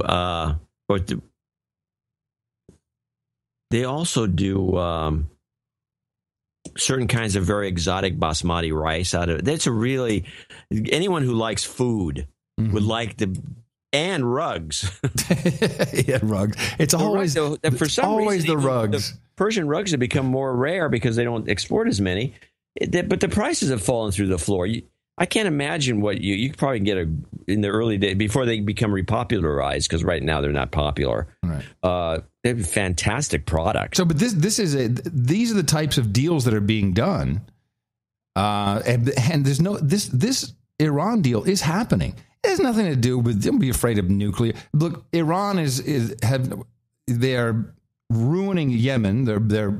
Oh, by the way, let's go back. It is 20 million because I realized I added one too many zeros. Okay, but I was thinking of 100,000. It's still a lot of money. 5 zeros. It's a lot of money. It's a lot of money. Yeah, it's 20 million. Yeah, it's a lot of money. So all these deals are everyone's jumping in on the deals. Everybody. Yeah, but us. and we know about saffron. How could we miss out on that boat? All right, I have, let me see. I do have one little Agenda 21, which now is Agenda. Also, caviar. It's another big caviar operation. Oh, really? And I think they've got the modern caviar type of, some of the best caviar.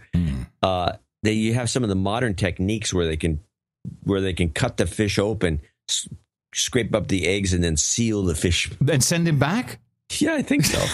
I've heard about this. Cool. Yeah, they can cut it open, get the eggs out, and then shut in the poor fish. What the hell happened? It's back in the water. Well, I guess I better produce more eggs. So the fish wakes up in a bathtub full of ice. Right, your liver's gone. This is now Agenda 21 has changed now to Agenda 2030. I don't know if you followed this, but the big Agenda 21 groups all came together and they're all hooting and hollering. They now have their final goals, and it's no longer called Agenda 21. It is Agenda 2030, which you will recall. Your date. My date. I said it was going to be 2030 and nailed it. Yep. I'll give you that one. Mm-hmm. You had something going on there. And this is just a global warming perspective. And this is from, I always like pulling out, some clips from people who are, I don't know, scientists.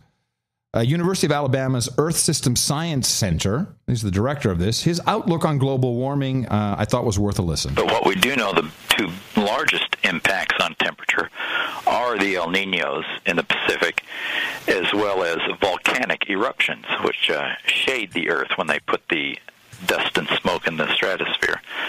So once you account for both of those, there's not a whole lot of warming in the planet. The conclusion we have reached is that the global climate is not very sensitive to carbon dioxide.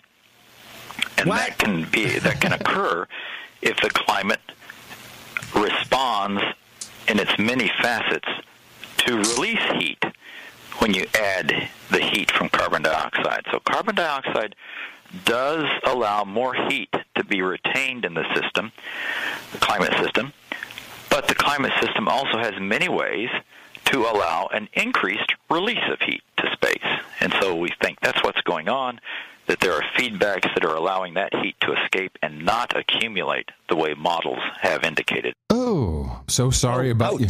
Oh, so sorry about your models. Ooh, that's nasty. Now, what? It's hopeless. That guy's message will go nowhere. Well, no, but at least we played a little bit. We play for our audience. Our producers all know this, and just for the idea. Oh, there'll be the one or two guys. Oh, you guys are full of crap. Yeah, I know what you're talking about. I like the show, but you're nuts. Yeah, about the global warming. I have. I think we're almost done here, but I do have. What do I have? Oh, I think the president is going to make good on his promise because, of course, he'd never want to leave office without having closed Guantanamo Bay. Yeah, Gitmo. Right, got to take it to the bank. First thing he's going to do, by the way. You can take that to the bank. That's right. If you want to have him go, you can take that to the bank. Go and close Gitmo. And everyone's been saying, "How come you lie?" But it looks like Ash Carter, our new Secretary of Defense, Hangdog Ash, who is a dick. Looks like he's tasked with doing it, and he's going to tell us how. Ultimately, the facility surveys will provide me, the rest of the President's national security team, and Congress with some of the information needed to chart a responsible way forward and a plan so that we can close the detention facility at Guantanamo and this chapter in our history. There's some who've been deemed eligible, and then there's an ongoing process of periodic review. There are some who have been deemed eligible. There have been others who have not been deemed eligible, and it's that population that we need to find a place to detain. And if it's not Gitmo, then it's got to be somewhere else. Poland. But this is the point. And of course, the American human resource citizenry are so dumb. They'll be like, hey, he closed Gitmo, didn't he? Yeah, all he did is he moved it to Poland or wherever. The whole point was to release these prisoners who are being held, unjustly. The other thing I think was one of the reasons they want to do this now, finally, is because once they did the deal with Cuba, they're going to take that prison camp and turn it into like a resort or something that Americans can go there. You can fly in the Gitmo, make it, spend a bunch of money on it with the American part of it, and then you could get your visa right there stamped at the border, and you walk right into Cuba. And we could turn it into a theme park. Well, that'd be cool. You can get, the Cubans could come to that. Yeah, and then you can stand on an apple crate with a hood on your head and with your nuts being shocked. That's Abu Ghraib. Oh, I'm sorry. Oh well. Hey, no one will know the difference. Just put it in there. No one will know the difference. Does this feel like? Hi, everybody. Welcome to the Gitmo theme park. The Gitmo experience. Gitmo experience. Put on your hood. Woo! Doggy, I love the Gitmo experience.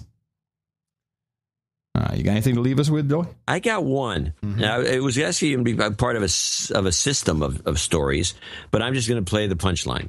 But I'll explain the system. Okay. So I'm watching the 3x3, and then I caught NewsHour, and everyone knows that the market collapsed. It's actually now. Did it collapse or what happened? It went into correction, 10% finally after. Oh, it was a 10% correction overall, John?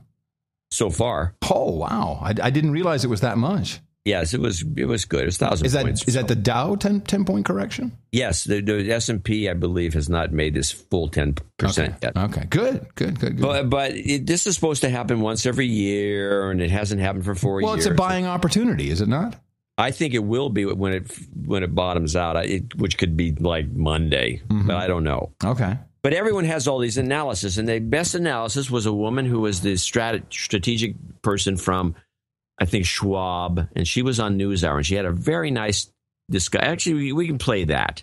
It's a very good explanation of how to think about this. Is this the NBC? No, Stock Market Correction PBS. Gotcha. For some answers to what's behind it all, we turn to Liz Ann Saunders, Chief Investment Strategist at Charles Schwab. Liz Ann, welcome back to the program. So I'm reading, this is the worst week since 2011. What is going on? So what may on the surface seem like a bunch of disparate things, they're actually very interrelated. You've got very weak growth in China, some data that came out today showing that part of their economy in contraction. We've got the plunge in commodity prices, including oil prices, which ties back to the weakness in China. So just global growth concerns, deflation concerns, and deflation is a fairly toxic environment because whether you're a consumer or an investor, if prices are continuing to go down, it halts activity. And then this has all brought up uncertainty regarding Fed policy and how Janet Yellen and the Federal Reserve is going to react to this global turmoil. And we were, frankly, overdue for a correction. It's been almost 4 years. They normally happen every year. So this has been a long span of very, very mild equity performance.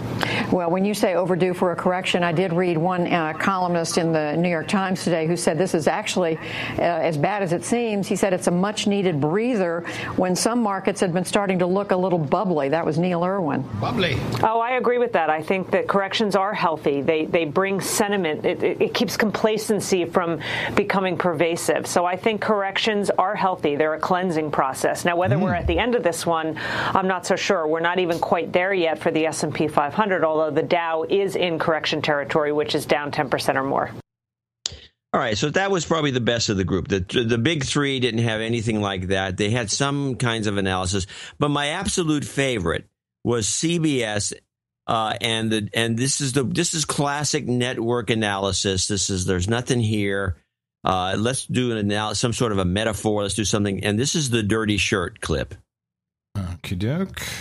The U.S. stock market and assets had become the cleanest dirty shirt in the hamper. So everybody was wearing it because it's cleaner than the other dirty shirts. But at some point you realize it's still a dirty shirt. This week we realized it's a dirty shirt. And so Apple dropped nearly 9% this week. Wait a minute. Didn't we identify this dirty shirt thing previously, John? I don't know. Hold on. Hold on. Wait, dirty laundry? Let me see. Was it dirty laundry? No. It just seemed like a dumb analysis. No, I distinctly remember something about a dirty shirt Why do I have dirty shirt in the stock market 3 times here? Is that the same clip? Let me see. What is this? The U.S. No, that's the same one you just had. That's strange. Dirty. Maybe we played this clip earlier. I don't know. I don't remember it. I have dirty shirt stock market. No, that's all today. What's the date on it? No, that's all today. I'm sorry. I must be wrong. I thought dirty laundry. Well, maybe you heard the same guy. Well, you know what it all leads into. What? I heart laundry. Oh, there you go. That's the obvious answer. All right. Well, I will have a report on the first test of the I Heart Laundry Tour vehicle on the next program. And hopefully we'll have more information on what's happening with the migrants there. The migrant, 1,000 a day. Yeah. This is a compounded problem. Yeah, and once they get on the continent, because there's no passport control anymore, they just scatter. That's right, scatter. And then they try, of course, get to Calais when they go to the UK. That's where they... And I predict they'll be saying dirty Greek migrants, because they're not... That they're Greek, but yeah, just to add some insult to injury there. Dirty, lazy Greek lazy Greek migrants, bastards. We know what you're up to. All right, a couple of cool end of show clips coming up for you, and I look forward to talking to you on Thursday again, John. Okay. All right. Sounds good. All right. Coming to you from FEMA Region 6 here in the capital of the Drone Star State in the Crackpot Condo. In the morning, everybody. I'm Adam Curry. And from northern Silicon Valley, there's bears in the pool. I'm John C. Dvorak. We'll be back on Thursday right here on No Agenda.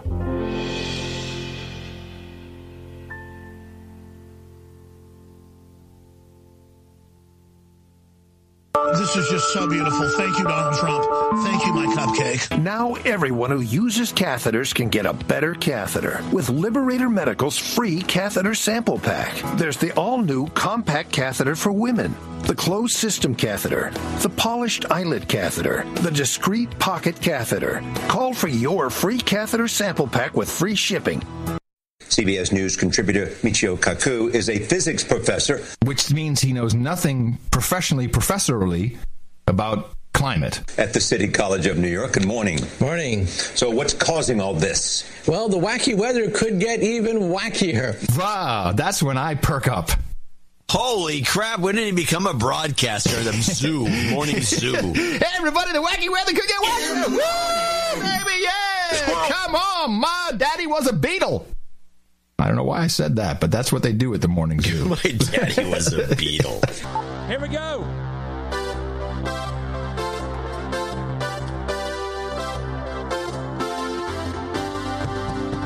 Trump!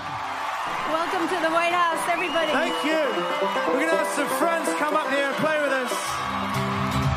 President Barack Obama and Vice President Joe Biden. Hey, hello, everybody.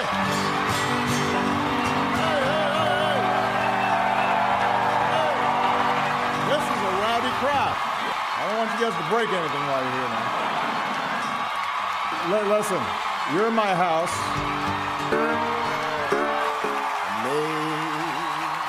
Thank you. Sing praise. How sweet the sound. Anyways. That saved a wretch like me. No. You can either stay and be quiet, or we'll have to take you out. Predator drones. You will never see it coming. All right.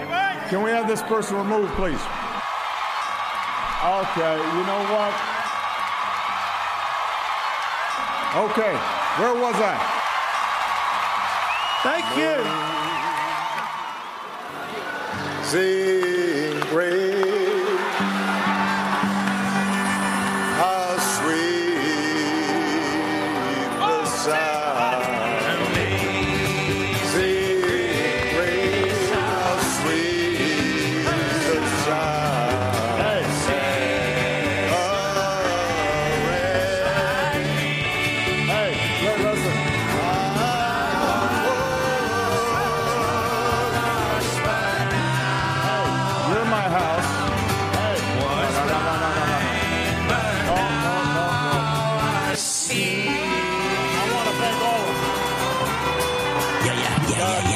No.